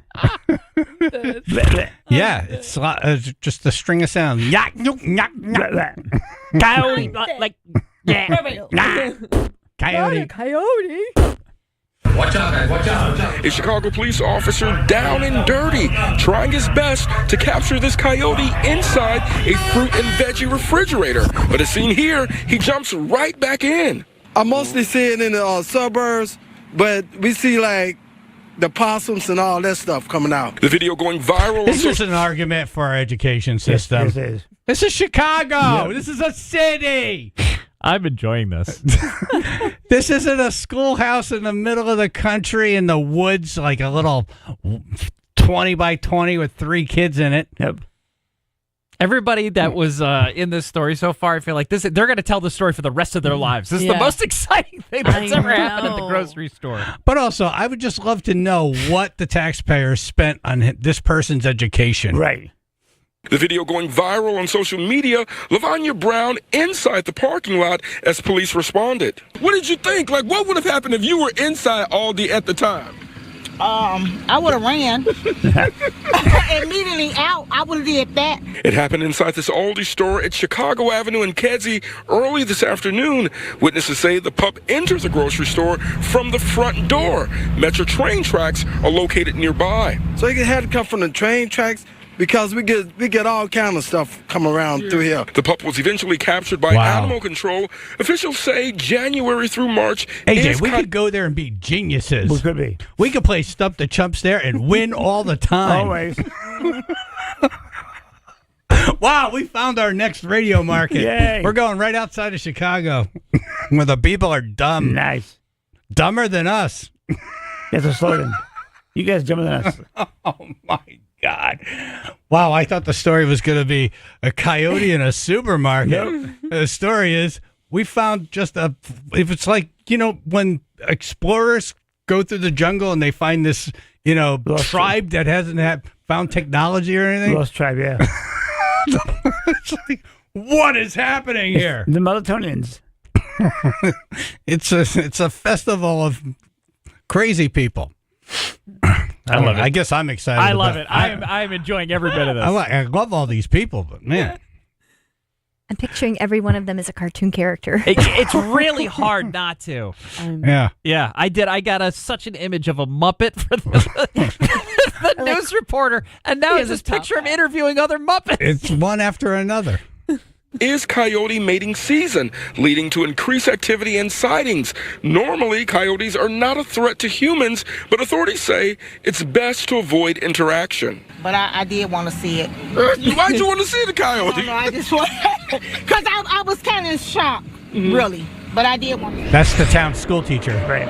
And authorities tonight also telling us that you should secure food sources to minimize those interactions with coyotes. Now, that coyote in Aldi earlier today did appear uninjured to authorities. We do know that the animal will soon be transferred to a wildlife rehabilitation facility. Reporting downtown, I'm Nate Rogers, Fox 32 Chicago. Wow. The coyote brought its own shopping bags. Yep. It's going for good meats, too. You should watch the video of that if you have time today, because that thing was buried in the vegetables. A guy had I guess it was the animal control officer, pulled the thing by its hind leg out of the vegetables. That thing got buried. Yeah. It was terrified. It's like, I don't know how I got here. What am I doing in the city? And who are all these stupid people?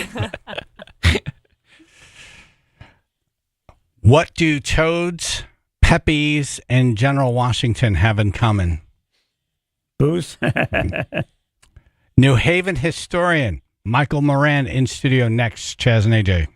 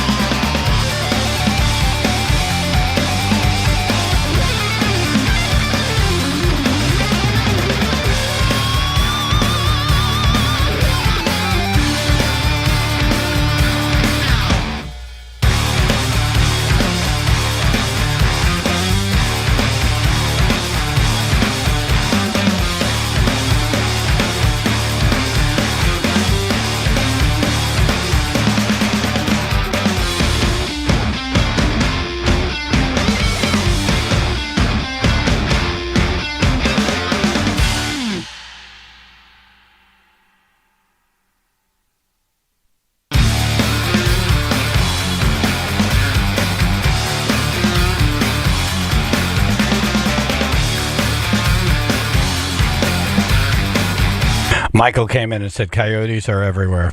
Yep. Are they in New Haven?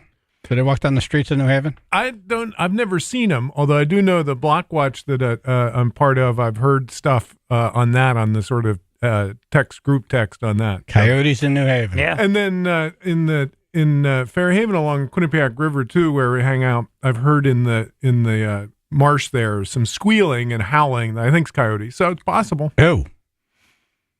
99.1 PLR, Chaz and AJ in the morning. We were talking about coyotes in the outskirts of Chicago. Yep. Made it into a supermarket. They're not indigenous to here. They don't come, I think, to Connecticut until the 20th century, so they're newcomers. Really? Yeah. How did they get here? Came from the Midwest, came from Chicago, I guess. All these. That's a long walk. They took the number 5 bus. Yeah. Yes, into New Haven. It was the great-great-great-grandparents of the guy that you were just talking about. So. Right. Michael Moran, city historian of New Haven. Thanks for coming in. What do Pepe's, Toads, and General Washington have in common? It's an anniversary year. Every year's got great things going on in New Haven, but 2025 is a big year. It is the 100th anniversary, as you guys know, because you featured it, of Frank Pepe Pizzeria Napolitana. Yeah, what's the story behind that? Give us the history lesson. So it starts in 1925, and it's a great family business.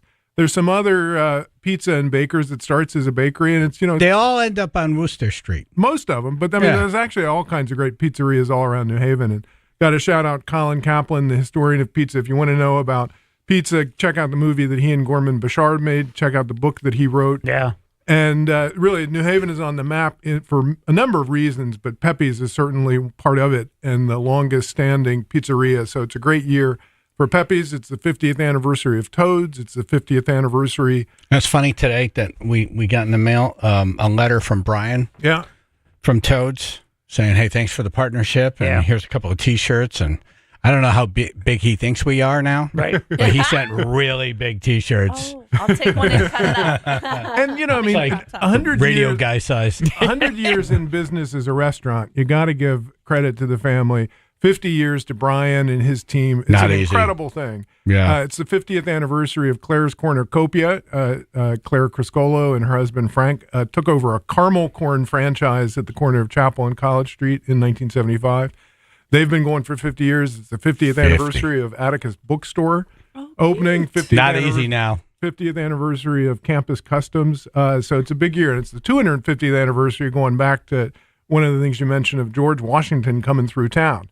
Because next year is 2026 is the 250th anniversary of the nation. But this year is the kickoff, as it were, first shots fired at Lexington and Concord. Wow. And General Washington went up to Cambridge to take control of the Continental Army, and he passed through New Haven in June 2025. Did he stop? He did. He stayed overnight. He inspected a bunch of townsfolk and Yale students before he went up, some folks who were mustering to eventually join the fight. So he did stay Wow. here. He came through a number of different times throughout his life, but that was one of the big times. Now, he went through Washington, Connecticut.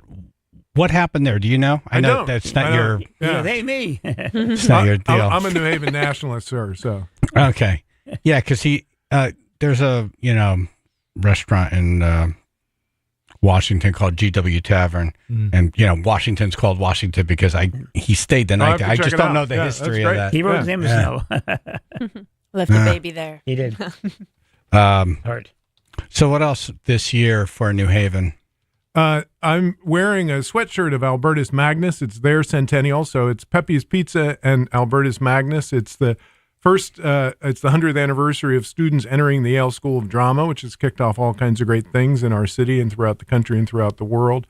And Throughout the country and the world, like what? Well, all kinds of. You think about people like Meryl Streep and Henry Winkler who've come through here. Wow. So Yeah. the impact. Jodie Foster. The impact of education, the impact of places like Albertus Magnus have been great here in New Haven and in the region and the state, and they've also sent folks off who've gone to change the world, and that's true of the Yale School of Drama and other places around town. It's the 150th anniversary of the first Yale-Harvard football game, which was on November 13th, 1875, and there wasn't a Yale Bowl at the time. It was at Hamilton Park, a much smaller place in town. So lots and lots of What things. was the equipment they were wearing back then? Probably didn't have helmets, no pads. Not so much, and I think it probably was. They're probably wearing derbies. Right. Lower score game than what we're used to these days. Right. Halftime, they all just sit down and have tea. Smack bumps back down. All right, back to the walloping. If you say George, okay. Right. Polite football. Right. Michael Miranda's in, historian for New Haven. If we had to name like 10 places, let's make a list. Okay. Someone just came from another country or another state. So I've never been to Connecticut. I've never been to New Haven. 10 places I must see in New Haven. Let's let the tribe call in too. 203-882-9757. And this is actually great because I'm going to be with the mayor and some other folks next week. Next week is the birthday of New Haven on January 21st. Is that right? Yes. Nice. Birthday of New Haven as a city. So New Haven is incorporated. It's settled by English settlers in 1638. So like a lot of things, you can have lots of different birthdays and might as well. But January 21st, 1784 was when the city was incorporated. State had just been founded. The revolution happened obviously in 76 and the constitution's passed around that time. The state's established. And the state establishes cities. And New Haven's the first. It's not the first place settled in Connecticut, but it and New London are the first cities. So next week, we're going to do a little bit of stuff around that. And one of the things we want to encourage is here's 10 great things. So I love this. So let's have the tribe call in and be, I got a bunch. Perfect timing, though. Okay. Well, we could do a couple, and we've mentioned a couple already. So Toad's must. You gotta experience Toad's place. You do. Must. Yeah, and I think one of the things, maybe, I don't know if you tell me if it's a cheat, but, say something like Worcester Street, and that allows us to get Sally's and Pepe's and no, I think bunch it's of its other own places. thing. I think that's fair. Yeah. I'd Okay. allow it. I'm gonna write Pepe's, but you could write whatever you want. Right. Toad's place, Pepe's, Louis' Lunch. Louis Yeah, is Louis' part of lunch, it. Yeah. very cool. The Green itself, there's no place like the Green in our country. It's, arguably the sort of New Haven's the first planned city with the plan that's established in 1641.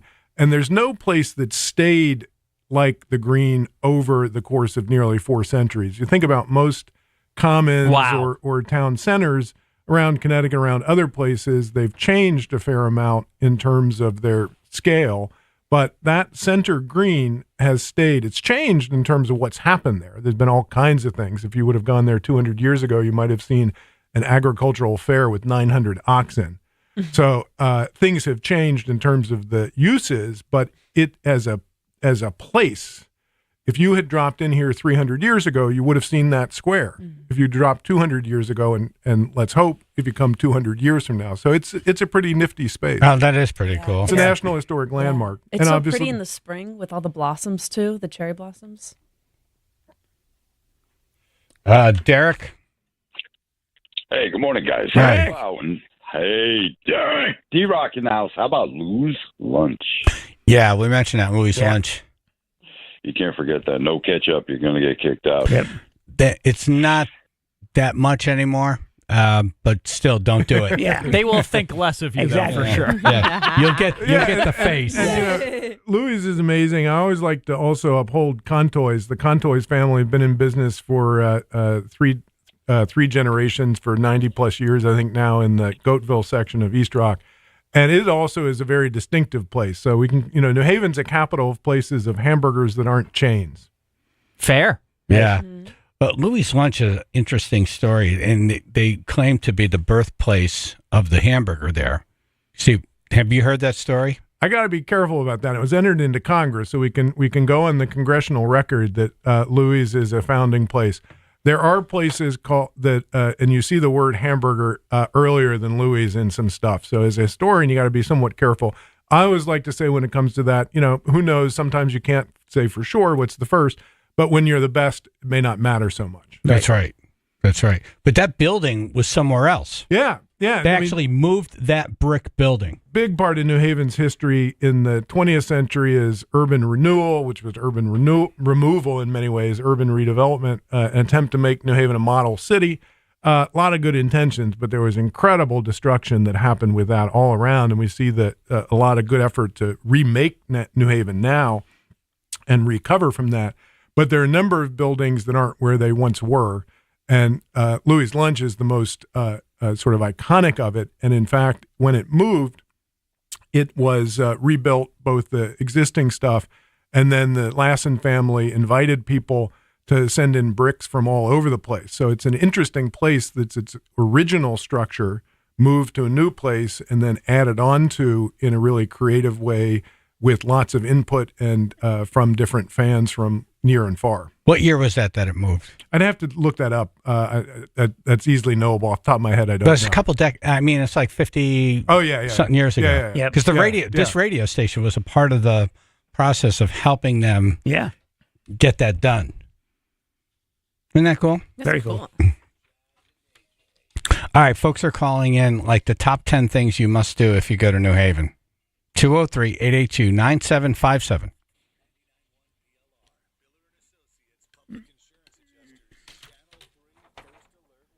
Most sunny, windy, low to mid-30s. Tonight's wind chill in the teens. 24 now in Brantford. All right, we're still dealing with this accident through North Haven. 15 southbound as you approach exit 63. The left lane remains blocked. A couple vehicles involved in this accident right by the North Haven rest area on the Wallingford line. So we got delays. Looks like over an hour, unfortunately, to expect trying to get by. This traffic report is brought to you by Compassion International. Compassion sponsorship means food, health care, education, and more for a child in poverty. And there are thousands of kids who've been waiting over a year. End their wait. Sponsor a child with compassion today. Text the word radio to 83393. That's your Chaz and AJ Connecticut Lottery traffic.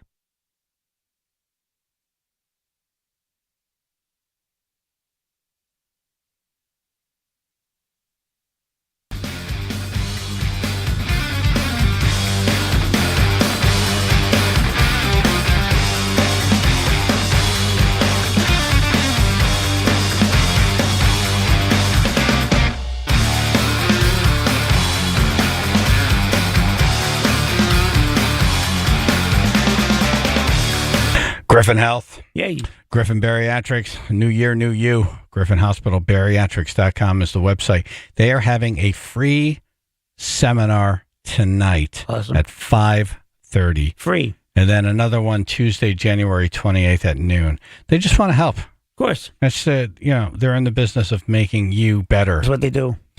Start your resolutions for a healthier you. Lose weight and gain health with Griffin Bariatrics by setting realistic and achievable resolutions for lasting changes. Griffin Bariatrics offers a personalized approach to help you meet your weight loss goals. We've all tried it. We all slide back. Yep. And here we are. It's January again. Let's do it right this time. Come on. Because, 80% of weight loss resolutions fail by February due to lack of support and unsustainable plans. Griffin Bariatrics provides expert guidance, personalized care, and ongoing support to turn resolutions into lasting results. Do it right this time. Do it.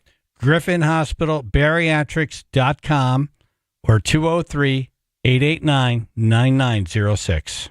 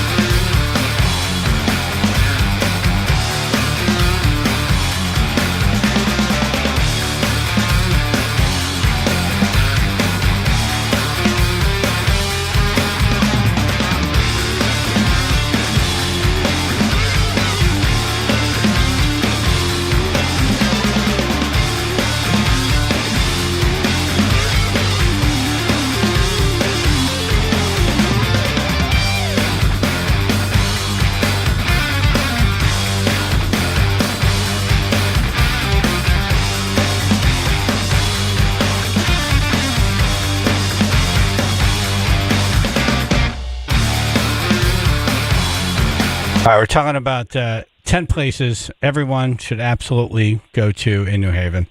And we're just making a list here, and then we'll sort it out. But we got Toad's Place, Pepe's, Louis' Lunch, New Haven Green, Chaz and AJ in the morning, Dana in North Haven. Hey. Hey. How are you? Good. What do you got, man? I'm just saying, my relative was the founder of Connecticut Really? and New Haven. Wait. Founder of He was the Connecticut, Reverend, creator of New Haven? Yep. John Davenport. He was the Reverend, and his church is on the green. Holy crap. Come by and see me sometime. I've got at Beinecke Library, where my day job is, we've got some stuff, some early sermons by the Reverend John Davenport, actually from when he was in England, before he came to New Haven. But yeah, Davenport was one of the leaders with Eaton of the settling party that came to New Haven and established New Haven as a colony in 1638, founded the church not long after that, and that church continues to this day. We could put, we got the green on our list as a place to go, and certainly Center Church is part of it. Underneath And there's a cemetery underneath it. There's a really cool crypt underneath the Center Church, but no Davenport, no New Haven. Wow. I have a whole history book of my family, of John Davenport. He was the founder of Hopkins School, Yale University. Was he? He was responsible for the idea of what becomes Yale. Yale is founded a little bit later, but he plants the seed because he says you can't have a thriving place unless you've got a bunch of different things, one of which is good education. And Hopkins School, which is the oldest continuing school in the oldest established educational institution in Connecticut. Yale comes 1701. So it's a little bit after Davenport's actual life, but he's certainly one of the intellectual fathers of Yale, no doubt about that. Holy cow. Damn. And what's your relation? Well, my grandmother is a Davenport, so I am a relative. Relative of John Davenport. Right. Mm-hmm. So my middle name. All right, never mind. My middle name. I feel mine too. As soon as I asked, I was like, "Why?" I feel mine too. Yeah, but no. Jennifer tries to explain, because she's got a big family, and it's, I get lost after the second branch. Right. I'm like, I'm good.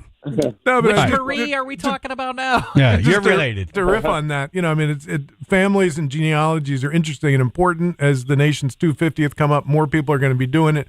And it's a reminder, history is made by people and families. It's not some cosmic mystical force. And as we celebrate Pepe's, we celebrate the Pepe families, we celebrate Louis, we celebrate the Lassen family, the Criscolo family, the Clares. So it's always good to think about the individuals, and not just the individual people, but the families and networks and how things persist. If you go up on 91 in North Haven, you see ponds on either side of the highway. That's where my great-grandfather got clay to make the bricks. Wow. He owned a brickery.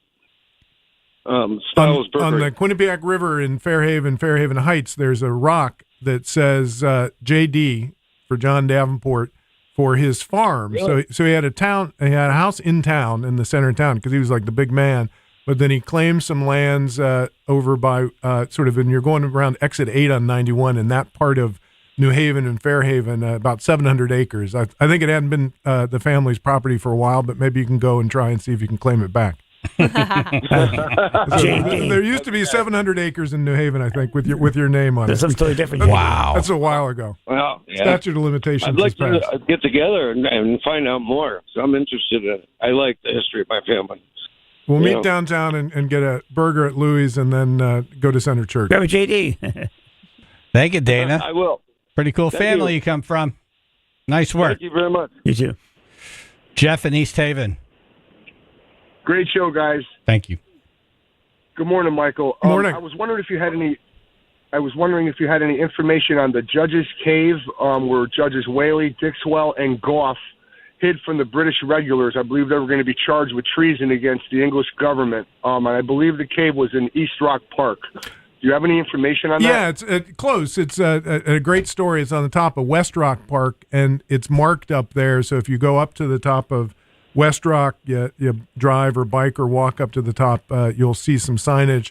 And it's not so much of a cave as you might think of, and you can find lots of images online, and there used to be a lot of postcards. It used to be a big tourist thing. It's still a little bit. It's some really interesting rocks. But, yeah, those were three guys who were people who signed the death warrant for King Charles I in England when the Reformation happened and Cromwell took over. And then when Cromwell got out of office and Charles II, the son of Charles I, came into power, he wasn't so keen about the guys who had signed the death warrant for his father. So they had to escape. They were heroes in the New Haven context because the founders of New Haven were Puritans who were against the king. So they hid them here. And those three, the names of Dixwell, Whaley, and Goff, everybody knows the street names. There's a Davenport Avenue in the Hill, and street names, oftentimes there's great stories behind it. Dixwell, Whaley, and Goff were heroes in this place, and great to know more about them. And again, you can go to the top of West Rock and commune with the space where they hid out. Holy crap. Thank you so much. Yeah, that's great. Pretty Thank cool. you so much, guys. I appreciate it. Jeff, nice job. Goth had a whole music genre named after him. Mark in Milford. Hey, morning, fellas. Hey. So this just falls under the category of food. So there's I think there's an equivalent to Louis' Lunch in the hot dog category. And back in the 70s, I was delivering linens to Yale, and every day I would stop at Long Wharf, and there would be a truck there, Sweeney's hot dog truck. Sweeney's. About 1977. I'm pretty sure he's been there for 50 years because the truck looked pretty old back in 76. and back then, he was the only guy on the wharf. There was plenty of room for parking, trucks. It was a popular place. And he had the best red onion, relish that he put on. I'll have to check it out. And, of course, not too far from there, Hummel's has been in business for a long time, too. So, yeah. We'll give the dog its due along with the hamburger. I wonder if been there a long he time. used Hummel. Yeah. Yeah. I believe he did. Yeah. He advertised that. That would make sense. So, yeah. All right. Have a good one, guys. Thanks. Man, I'm hungry now. This is no torture. kidding. Who's bringing us food New today? Haven does Come on. food really well, Yes, they and do. music. And nice and close, too. Bob in Bethlehem. Yeah, hey guys. Hey. Good morning. Hey, I'm surprised nobody's mentioned yet for New Haven visiting the Peabody Museum. That's a good spot. Yeah, right? we wanted to leave the lines open for people to suggest stuff. The four of us in studio have certainly got some good ideas, but the Peabody's definitely one. I'm gonna learn something. And it's now free and open to all the time. And this coming Monday on Martin Luther King holiday, they have a great program along with the New Haven Museum. Anytime's a good time to visit the Peabody. They're better than ever. They were always a great treasure, and now that they're reopened and expanded, definitely. And I think that there's probably few places outside the nation's capital that have as much free art and culture as New Haven does. The Yale Art Gallery, the Center for British Art, Beinecke, Peabody, all kinds of things. The Blessed Michael McGivney Center that the Knights of Columbus have, none of which charge admission. So you can come to New Haven, see all these things, and with the money you save, you can eat at Pepe's and Louis and other places. Nice. But yeah, Peabody is definitely a good place. That is a good spot. You And they guys still have- have that giant turtle found in a cornfield. I was going to ask about that, yeah. Yeah. I remember going on a second grade field trip. And I think they may have fascinated They with may have stuffed coyotes. I'm not sure, but Tis the season. I don't know if you know. That's the kitchen. Thank you, Bob. Good call. Tis the season for coyotes. Now, Dawn in Oxford. Hi. Okay, Hi. so I did have Peabody Museum on my list, but Grove Street Cemetery, which is the burial place of David Humphreys and also two of our signers of the Declaration of Independence are buried there. All right. Wait, what's the name of the cemetery? Grove Street Cemetery. Grove Street Cemetery. Yeah. I actually work at the David Humphreys house, so we talk about that every, a lot. Every July 4th, General David Humphrey Branch No. 1 of the Connecticut Society of the Sons of the American Revolution, 9 o'clock, July 4th. Mark your calendars. They do things at the grave of Roger Sherman and of General Humphreys.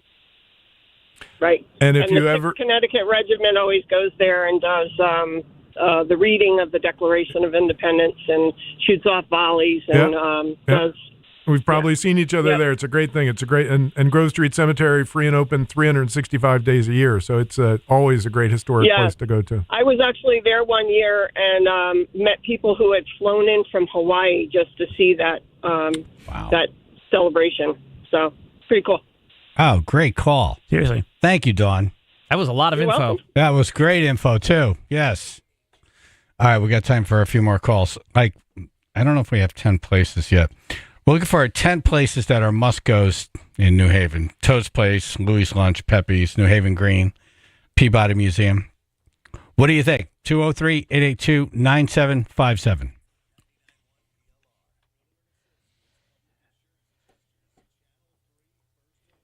Mostly sunny and windy, low to mid-teens. Tonight's wind chill in the teens. 24 now in Woodbridge. All right, 15 southbound. Looks like we're still dealing with this accident. Unfortunately, it's been in place here for about 2 hours now. The left lane is blocked as you approach exit 63 in North Haven, right by the North Haven rest area. We got delays at least 45 minutes trying to get by. I wanted to thank Carol called in. She said she saw an accident 91 southbound. This is just before exit 10. She said the right lane was blocked. Looked like at least 2 or 3 vehicles were involved there as well. This traffic report brought to you by Compassion International.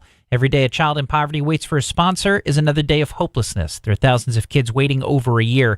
End their wait. Sponsor Child with Compassion today. Text the word radio to 83393. That's your Chaz and AJ Connecticut Lottery traffic.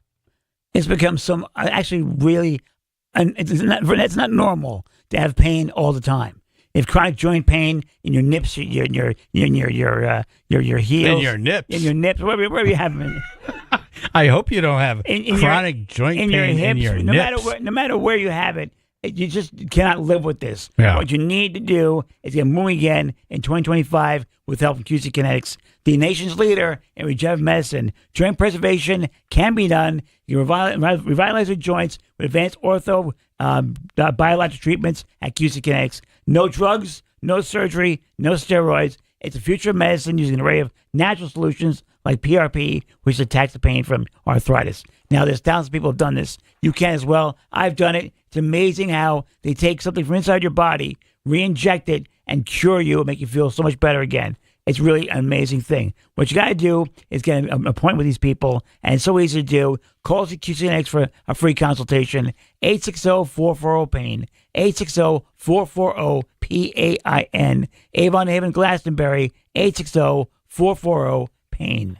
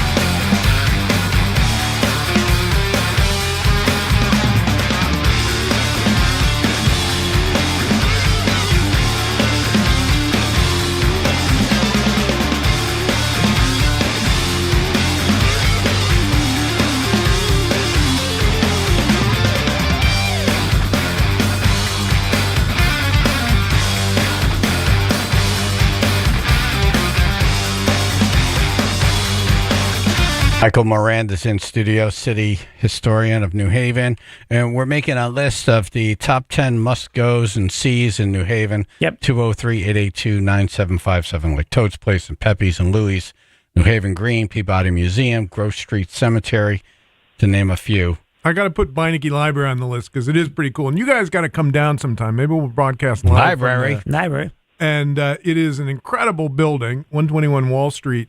Today is Dr. King's actual birthday. And Right. He came to New Haven in 1964 to get an honorary degree from Yale. He'd gotten one from UB before, from University of Bridgeport.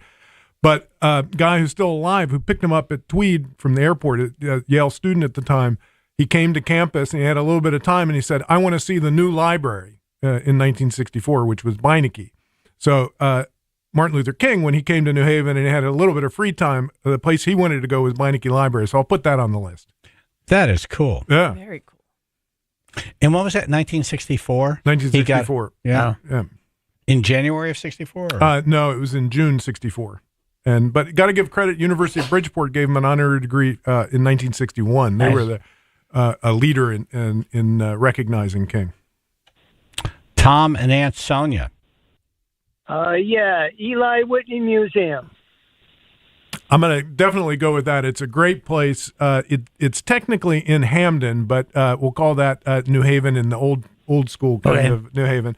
And it is a great place, great historic place, and a great place for kids to learn about innovation and their annual holiday train. I don't know if they're still up right now or not, but around Christmas time, they have a really great train display that celebrates A.C. Gilbert, another great New Havener. But yeah, cool. Eli Whitney Museum is definitely a great place. That's What on the was list. Eli Whitney? He did a lot of things. Eli Whitney did a number of things. He's most famous for having been one of the inventors of the cotton gin, though he didn't patent it, so he didn't make any money. He was more of a good inventor than a good business person.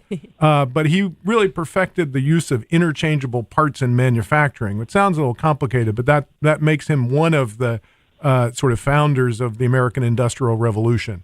And he also is the first guy to build really worker housing on that site, that you can see that those buildings don't still exist, but some of the early buildings exist. So it's a great place to learn. And what's really exciting is it's a great place for families and kids to engage. So it's not just a static museum, you see displays, but can be a really great hands-on place.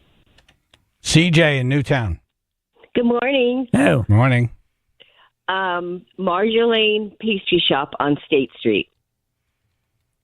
Marjolaine's a great place, and it's almost 50 years old, I think. I don't think it's quite 50 years old. And there's some really great places, long time, and now some new ones. I know you guys like to go to Goodfellas some on one end of State Street, and then Marjolaine on the but there's some really great places. The Pantry, Chestnut Fine Foods. But yeah, there's some really great places founded in the 70s or early 80s, and there's been a great revival of Upper State Street in New Haven in recent decades, as there were a few decades ago.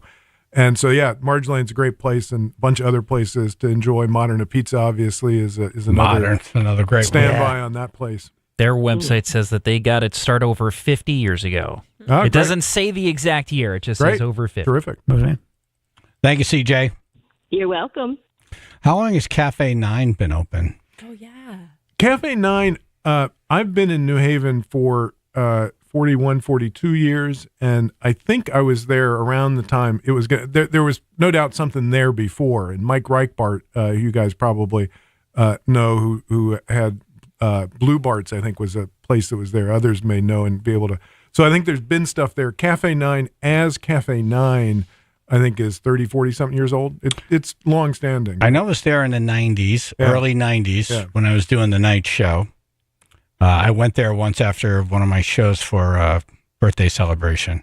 But, man, what a cool place that is to see live music. They get some really great acts. Yeah, and I think it's the kind of thing, part of the secret to their sauce, and Toad's, it's the same thing, is they treat people well. Yeah. And so they get some folks into Cafe 9 who might play places that Cafe 9's not a giant place. Yeah.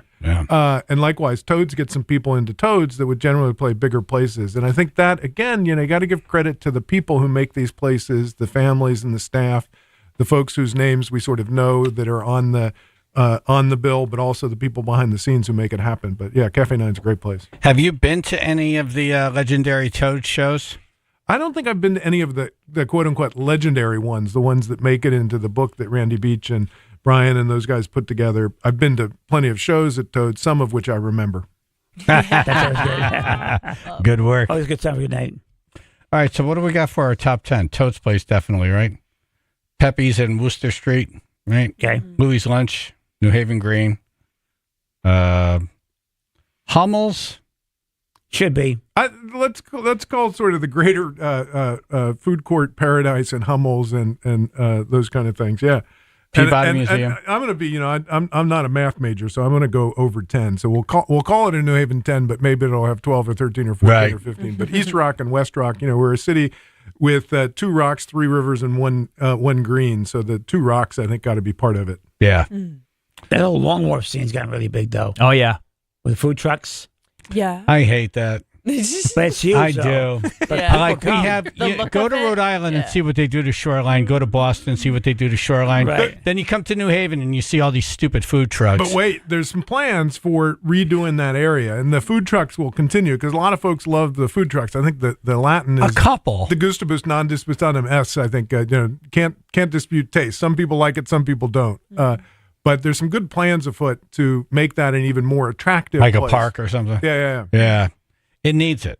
At least they added electricity, so there's not 15 generators running. It's better. Yeah.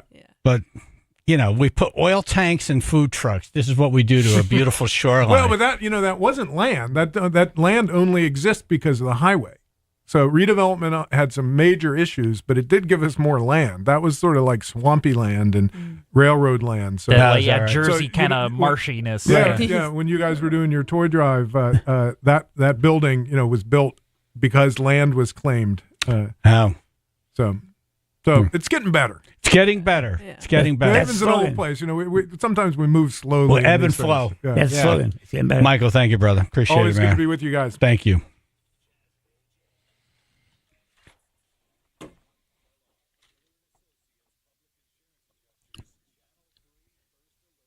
Mostly sunny and windy, low to mid-30s. Tonight's wind chill in the teens. It's now 24 in West Haven. All right, a little bit of good news is we have cleared now Merritt Parkway southbound or 15 southbound through North Haven. This is as you approach exit 63. Had an accident that had been tying things up for the better part of 2 hours there. Looks like all of those cars have been removed from the left lane that it was blocking. Might have even been off the road all together, but we do have some residual delays going through. Bad news is we have another accident also in North Haven. This is 91 southbound. Actually approaching exit 12 is what's reported here. The 2 lanes are blocked because of this accident, so there's just one, I think, getting by. We're looking at delays near an hour there. This traffic report brought to you by Compassion International. Compassion sponsorship means food, healthcare, education, and more for a child in poverty, and there are thousands of kids who have been waiting over a year, and their wait. Sponsor a child with compassion today. Text the word radio to 83393. That's your Chaz and AJ Connecticut Lottery traffic. K&J Tree Service. Oh, yeah.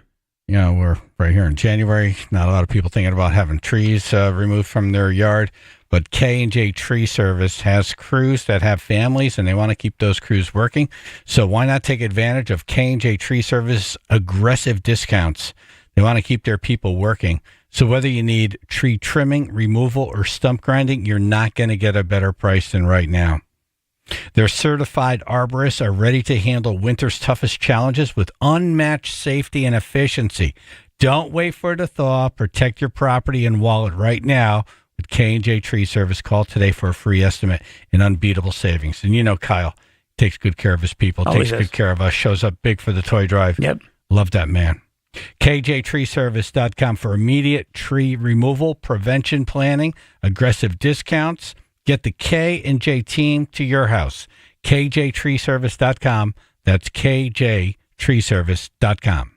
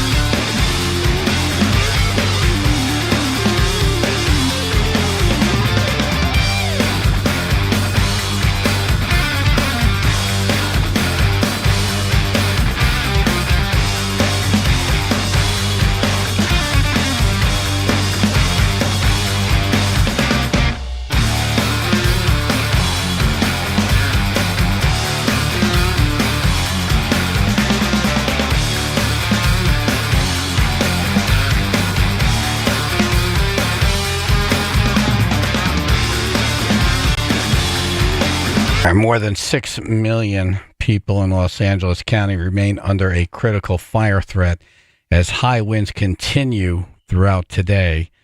25 people confirmed dead, dozens missing. CNN reporting that the LA Fire Department was less staffed than any other fire department in the top 10 largest cities in the U.S. Incredible. And firefighters have been sending messages and emails of concern to officials telling them that we are understaffed and we cannot handle this.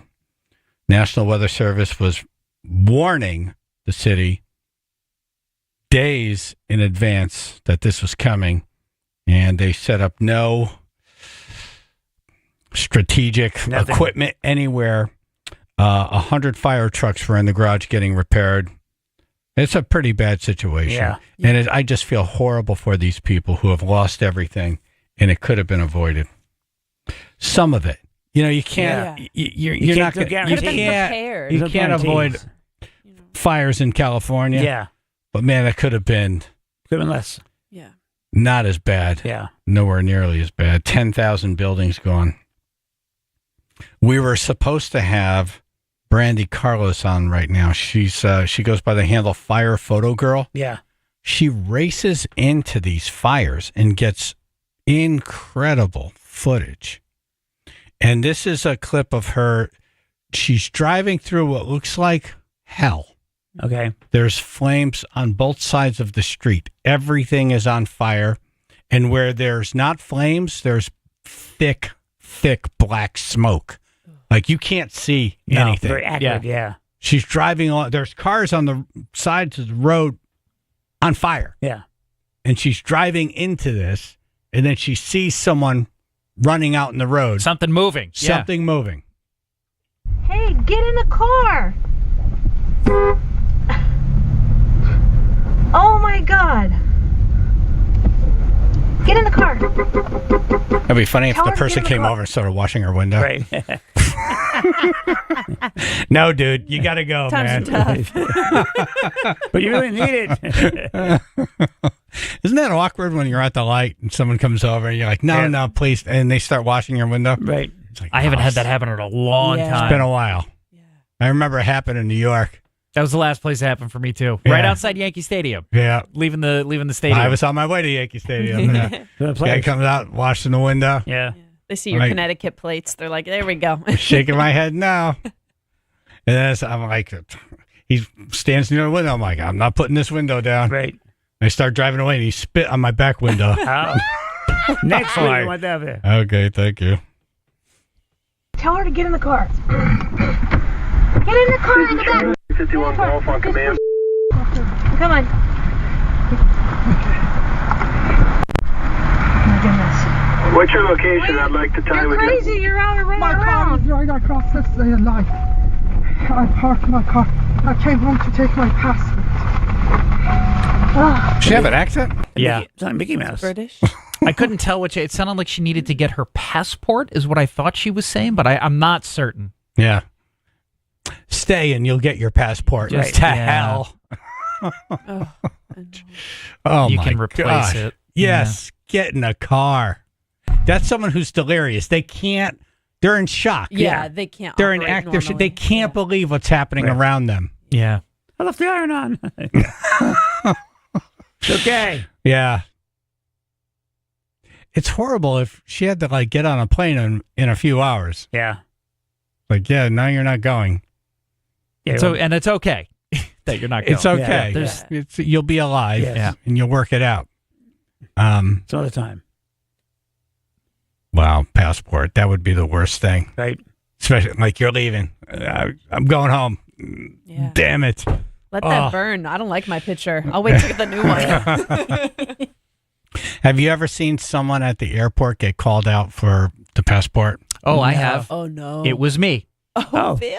Yeah, because it has my full name on the passport, and when you early on in the process of buying your tickets online, I just I put my credit card information, and my name is shortened, so it says Phil instead of Philip, and they would not let me go through. I was That's like, a thing. it's the same name. They're like, it's not. I was like, it is. I'm the same. It's the same person. So I had to pull out. I'm like, look at my credit card. They're like, that doesn't mean anything to us. I was like, but I didn't write that. It's on the card. Like, it's not my fault that the card says that. Yeah. I have to put what's on the card, and you didn't give me an opportunity to edit. And as 20 they have minutes you now. Yeah. out of the line and they're doing this, someone with a bomb is like walking right by, carrying it, not even in a suitcase. They're like carrying it right up. Yeah. It's like a scene, from like Naked Weapon or something, where like it's a Naked Gun, where it's just all the nonsense All the in the terrorists background are walking on the yeah, plane. like, now you forgot these 2 letters here. Right. It's like, I did not forget them. You didn't let me put them there. They just let me go eventually, obviously. Ugh. I was like, no, I'm getting on this flight. I'm sorry. The agita, I would have been through the roof. We were about to get on the plane, and it was passport time. There was 6 people in front of us all together, and 2 of them go through. Third one, this is expired. Oh, fantastic. Oh, they all stepped aside, and we went through. And I thought, well, this is a dilemma. This is an interesting dilemma. Now what? Do you go on with your trip? Absolutely. Absolutely. Send you it's pics, on that we'll person. FaceTime. Now, if it's your spouse, you got to bail, right? I don't know. You don't go on the trip without your spouse. Yeah. Which trip are we talking about? Are we getting on a cruise or like what's happening? Good point. Good point. I figured It's the honeymoon. 4 of the 6 went and 2 didn't. Right. 1 had a really miserable time. Yeah, a staycation. When they It's get great, too. All that money. The worst. And then there's the person responsible, I imagine, just won't stop apologizing. And like after like the 80th time, it's like, look, I know you're sorry. We're here. Stop apologizing. It's infuriating. Now I'm infuriated listening to you apologize for something we cannot change. But then it's a Just week stop. or 2 of watching your friends post the most awesome pictures. And then you got to listen when they come back. And, we wish you were there. You should have tried this food. Oh, my God. They come back all tan. You're like, Here, we brought you something. Right. You know what? Thank you. But just Keep it. give it to me another day. I don't want it today. Yeah, so this lady looking for her passport, I could kind of see that. But when everything around you is on fire, do the math. Just go. It's time to go. Time to go. Yeah. Is there you more can to that audio? A little bit more. Where? Is there somewhere I can take you? My house is right there. Where? Which way? No, the building you just saw. Okay, so where do you want me to My take you? car is right there. The clip cuts there, but like what a question that is where am I taking you? And there's nowhere to go. And she's like, my house is over there on fire. My car is over here on fire. There's nothing. There's nothing. I mean, you described the scene at the beginning, Chaz. Like every once in a while, you see the wind blow and like these embers just rip through that smoke cloud. Yeah. And it's like, even if you're telling me where to go, like I'm not leaving you in this again. Yeah. I just pulled you out of this into my car. Yeah, you're staying with me and we're getting out of here. We're going to find somewhere else. Yeah. It just brings back, and I know it's 2 different worlds, but just touring some of the houses and destruction from the flood, and you just see these people who worked their entire lives for everything, and they lost everything in like an hour or 2, and then it's just gone forever. It doesn't come back, and the government doesn't help, and there's no help for any of these people. The insurance companies were gone. sad. Like they dropped these folks like 7-8 months ago. And then the leaders, the people who are supposed to put all these protections in place, failed miserably. I saw this artist on Instagram based in LA. She's drawing anyone who lost their home in the fire. They can mail her or email her a picture of their home and she'll draw it for free for them. I just thought that was so sweet. That's something. Yeah. A little light.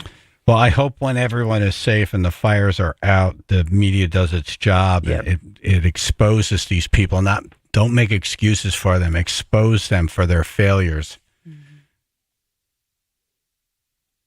And there's no excuse if you live in California, if you're a construction worker, to be out of work now. I mean, there's going to be 10,000 buildings gone. Yeah. There'll be a lot of construction going on in California. All right. Dumbass news. A woman left screaming after an MRI machine found her sex toy. 99.1 PLR.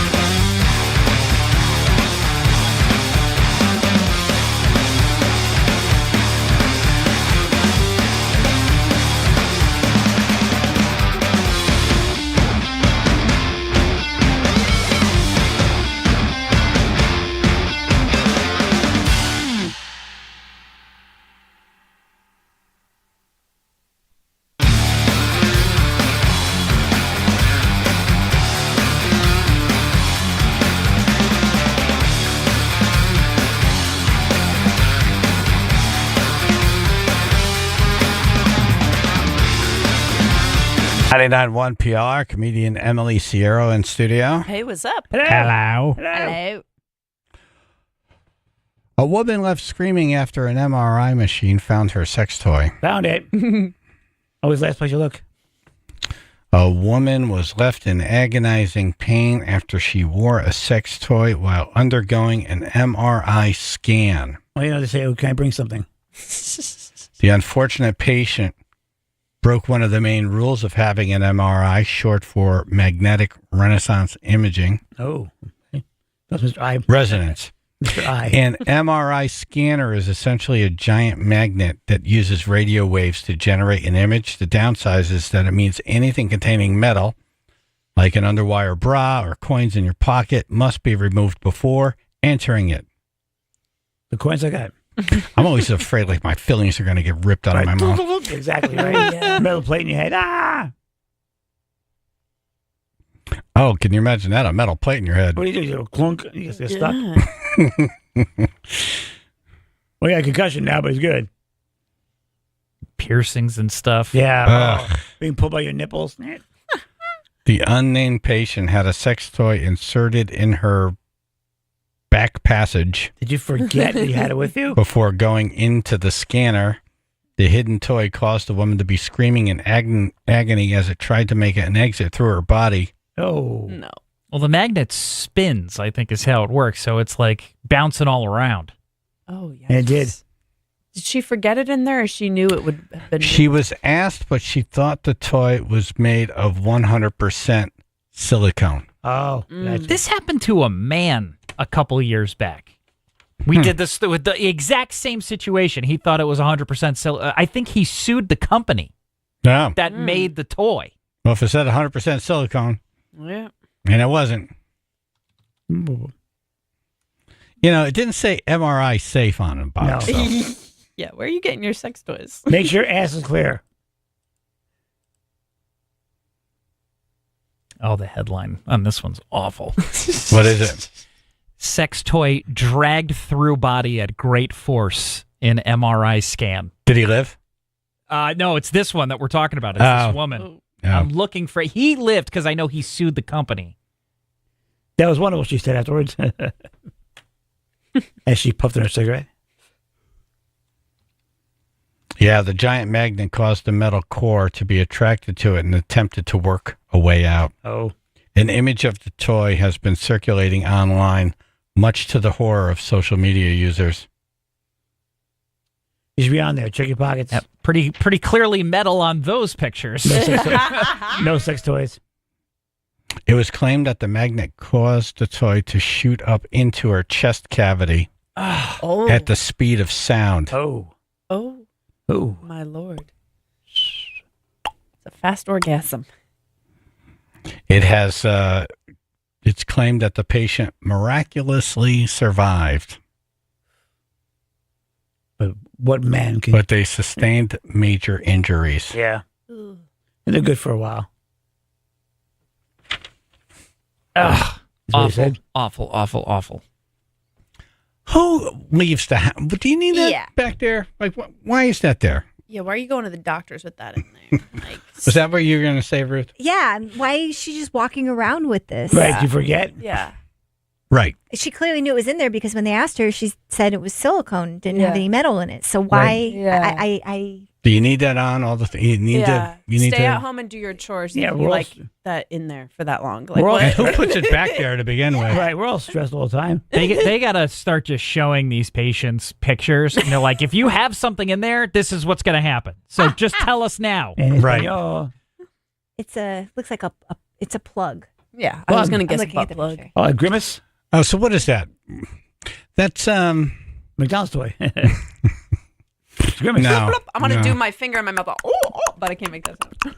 No, but I mean, you put that in there because you have so much activity back there. It's like kind of opened up, and Yeah, you like is the that what it's feelings. there for? It's if you like the feelings back there, it's the Yeah, probing.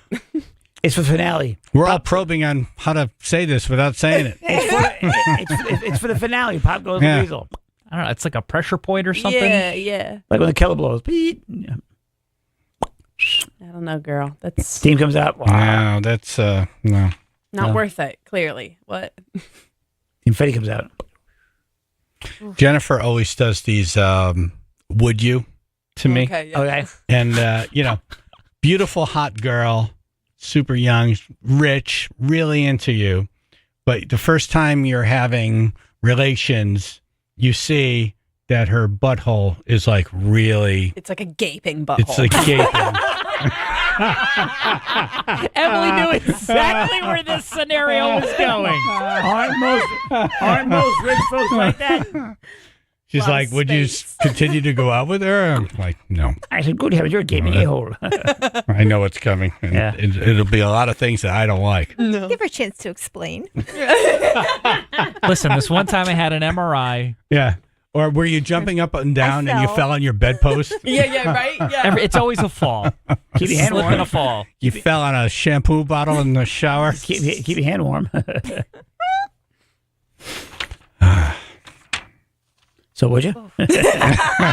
No, would you? Probably. Yeah? Yeah. Super hot with a lot of money. I Yeah. should probably rethink that answer. Yeah. What's the explanation? Let's get to that level. Right. Yeah. Right. Could be an accident. Industrial accident. Could be an accident. Could be an accident. Could be Born with it. You come from a long line keeping a-holes. Yeah. Could be born with it? Yeah, could be born with it. Can you imagine that? Delivering a baby? I know when she's Just leaks all the when she's swimming in the It's pool. like, wait a minute. Just pick up the bubbles when she's swimming in the pool. Baloop. Oh, man. I will call you a baloop. I'm just having lots of bad thoughts right now. Lots of weird thoughts. Floating. Yeah. You are literally staring into the abyss right now. Well, isn't that what, that puckered anus? Right. Yeah. That's what keeps everything in there. It does. Yeah. Yeah. Yeah, I want to keep If it you, tight. if you don't have that, If it's gaping, I just feel like you have a lot of other a problems. lot of highway Yeah. sounds. Yeah. Things could get loose. I don't know. A lot of highway sounds. What, like change or something? I was gonna say, the East Rock Tunnel. But I think you just like hiccup and like your diaper's floated. Right. You just sneeze. Choo. Ah, Right. damn it. But she's rich. Yeah. She can pay for it. Should we even go to the phone now? It's a bend up. Okay, go for it. Chaz and AJ. I'm sorry, but can we move on with this? I like the guy from the shed is telling It's too us, gross. critiquing the show. The guy who has a funnel as a urinal in his shed is telling us to move on. It goes out, it doesn't go in. Okay. Chaz and AJ.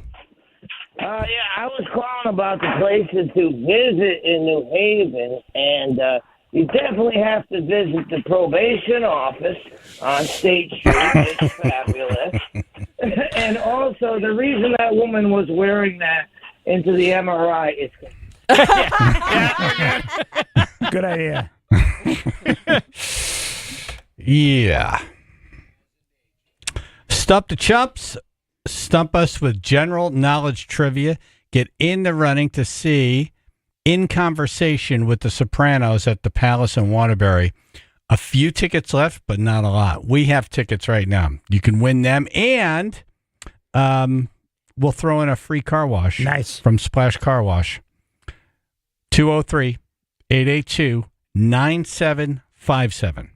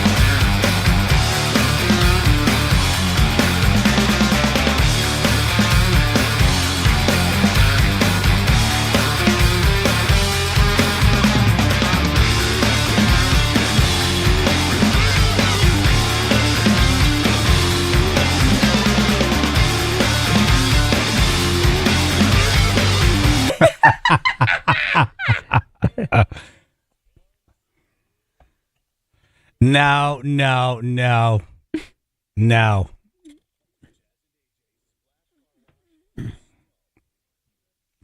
Boy, that breaker before was very appropriate. Yes. Joe the Barber. Yes. How many years did it take to complete Mount Rushmore? We were asked this. Yeah. It was a while. I don't know. 12 years. 43 years? 43. Nope. 14. And I asked the question last week, Nice. too. 14 years it took. Okay. What question I asked last week? I was close. Yeah. All right, you're in the running, Joe. Bill in Middlebury, general knowledge trivia. What do you got? General knowledge, JFK assassination. Who was the third individual who was physically injured in the actual shooting of JFK in Dealey Plaza? So we're going to rule out Officer Tippit. He was killed later. Gotcha.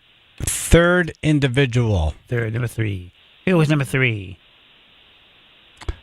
Yeah, the magic bullet, right? Right. Why not the second? Why can't we do the second? Well, because there were 3 people injured, so we need to have 3. I was kind of young then. So what are you saying? You want the name of the other 2 I want you people? to name the third guy. So we know Kennedy was killed. We know Connolly survived his injuries. And when there's one more person who was injured. I don't know. Who? No idea. His name was James Tague. He was downrange from the shooter.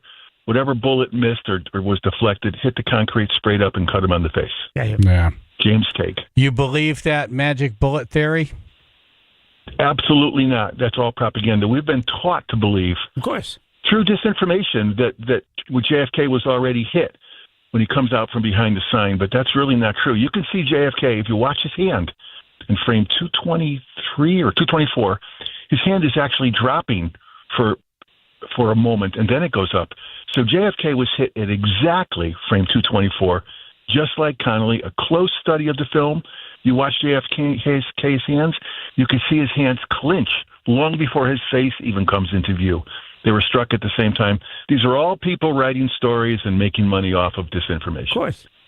It's an amazing thing that an American president can be shot in open public in front of everybody and no one demanded answers. Right. Yeah. We still don't really know what happened. Well, I think the cover-up was in no one wanted to be involved. The FBI dropped the ball. Obviously, Hosty did, Agent Hosty. The CIA didn't want anybody knowing they were assassinating South American dictators. And so everybody covered up their own behind. But as far as the shooting, just a lone guy with an axe to grind and an unhappy life. And JFK did him the favor of driving right by his window. Yeah. Just a terrible thing. All right. Well, thanks. You're in the running for tickets to see In Conversation with the Sopranos and a free car wash from Splash Car Wash. 203-882-9757. Wayne, general knowledge trivia. What do you got? Oh, I have a good one here. Keeping with the What to See in New Haven theme, what is the official entrance of Yale University?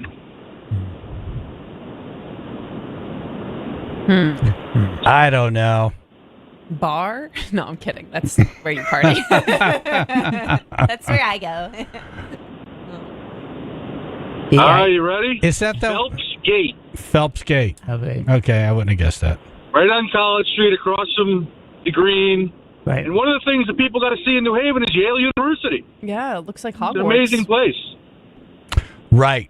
Just looking around the building. Yeah. Yeah. All right, Wayne, thank you. You're in the running. Jeff in New Haven.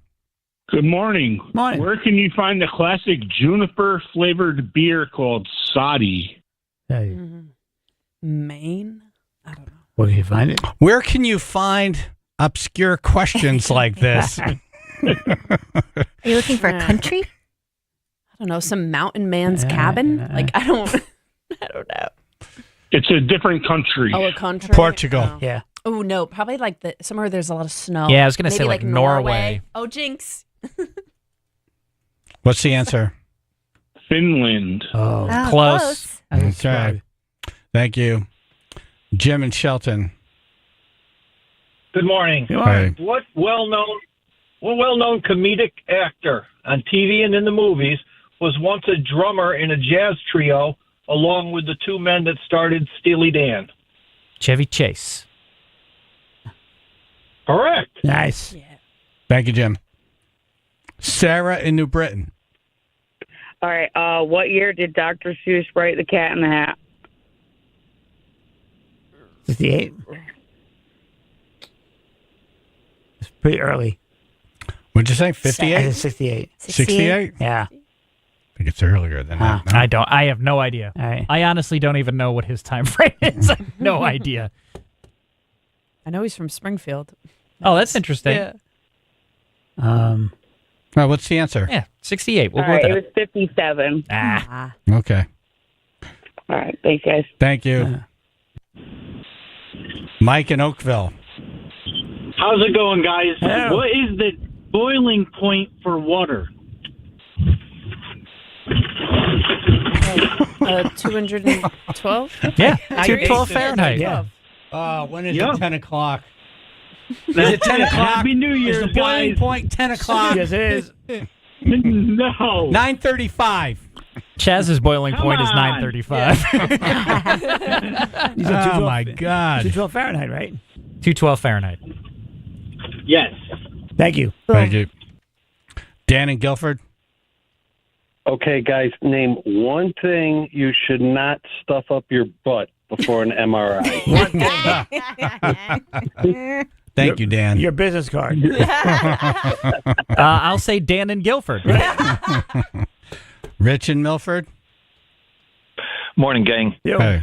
Just one. How many DMV full-service centers are in the state of Connecticut? How many? Is that general knowledge This is not trivia? general knowledge. How many full-service DMVs in the state of Connecticut? You got Wethersfield. You got Hamden. Bridgeport. 3. Bridgeport.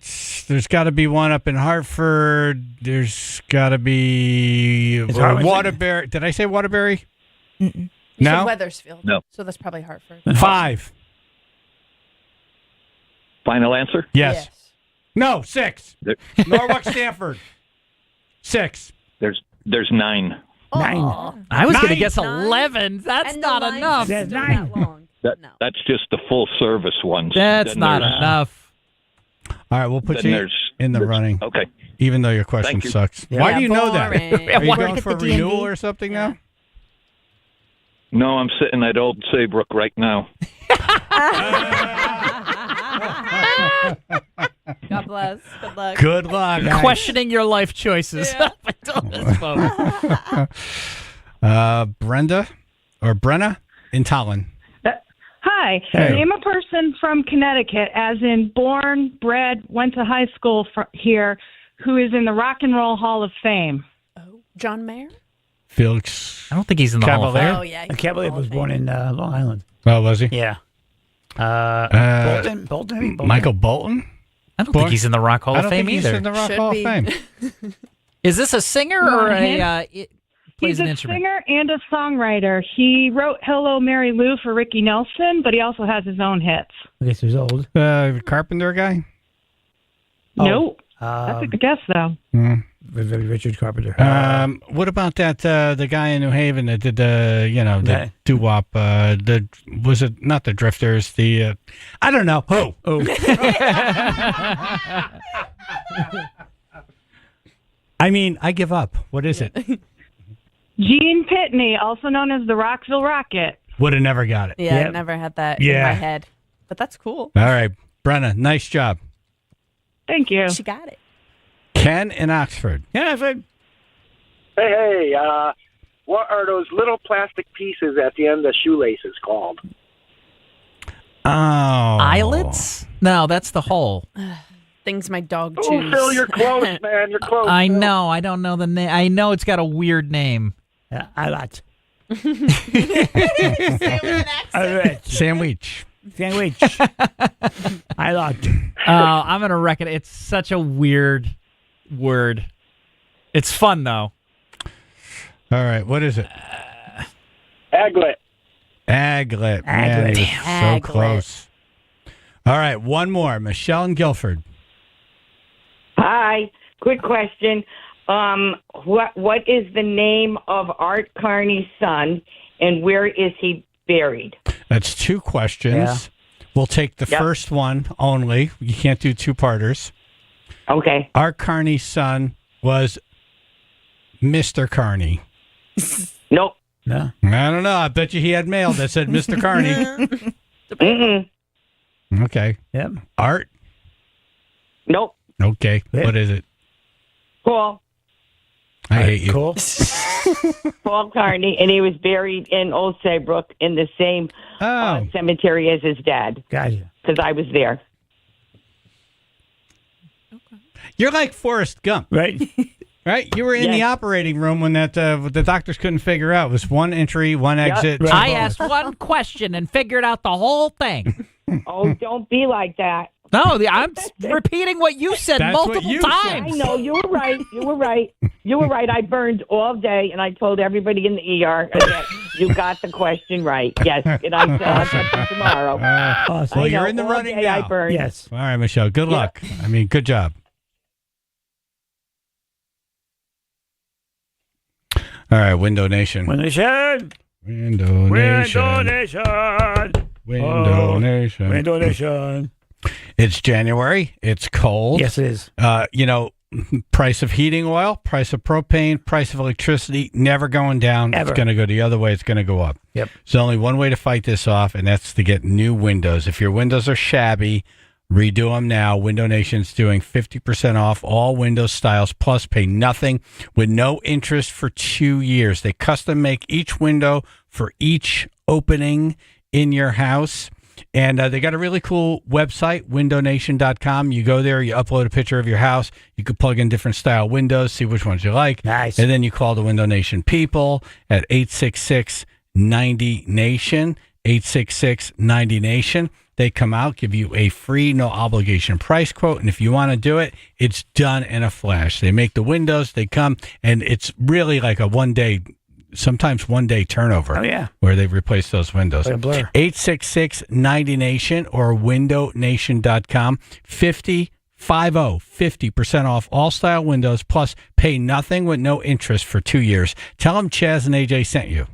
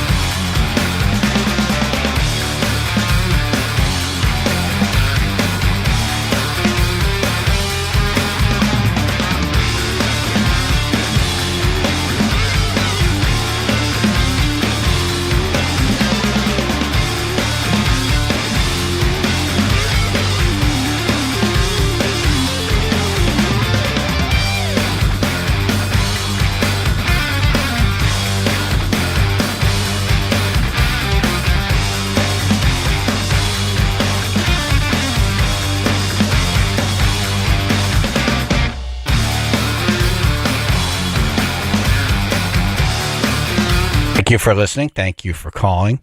Chaz and AJ in the morning. 99.1 PLR. Final thoughts, AJ. Next time is Thursday. Emily. I'm going to go get a sandwich. No Sandwich. mayo. Sandwich. No mayo. Sandwich. No mayo.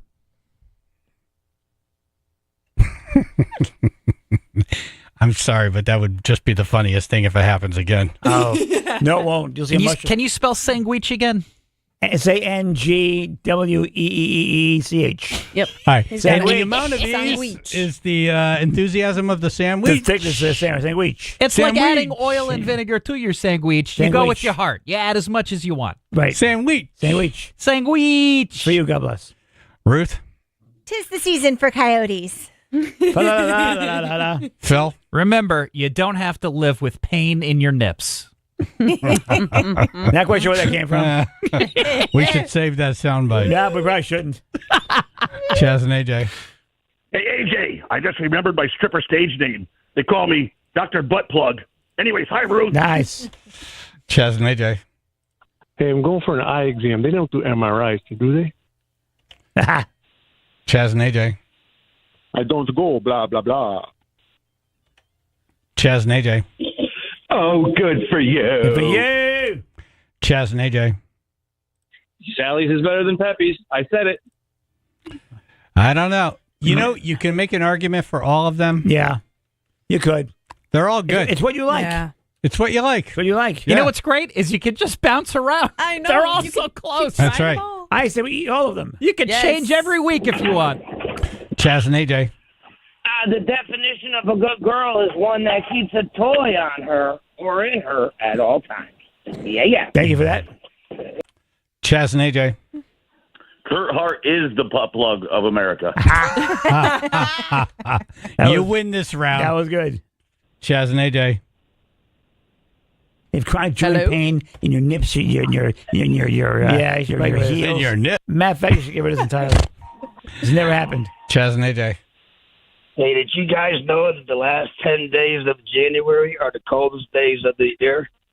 Anyway, hi, Ruth. Hi, Al. Chaz and AJ. I stuffed an Italian mayo with Italian combo with mayo up a gaping hole. Chaz and AJ. Da Bears. Da Bears. Chaz and AJ. No mayo on the combo, ever. Ever. There we go. Ever. Chaz and AJ. What's in your butt wallet? Chaz and AJ. That bug plug came out of your sister's ass. This is just, what Wrong. is happening here? Your sister's ass! We did teach them. Chaz and AJ. AJ, it's not your fault, AJ. Thank you. Chaz and AJ. Society. Oh, I would love to come help Vince clean. Chaz and AJ. No, you wouldn't. No, you wouldn't.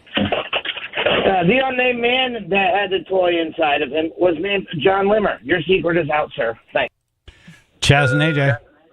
There should be a commemorative plaque on Chapel Street for the birthplace of WPLR. Yeah. Oh, that's a good one. That is a good one. Why not? 'Tis the season for coyotes now.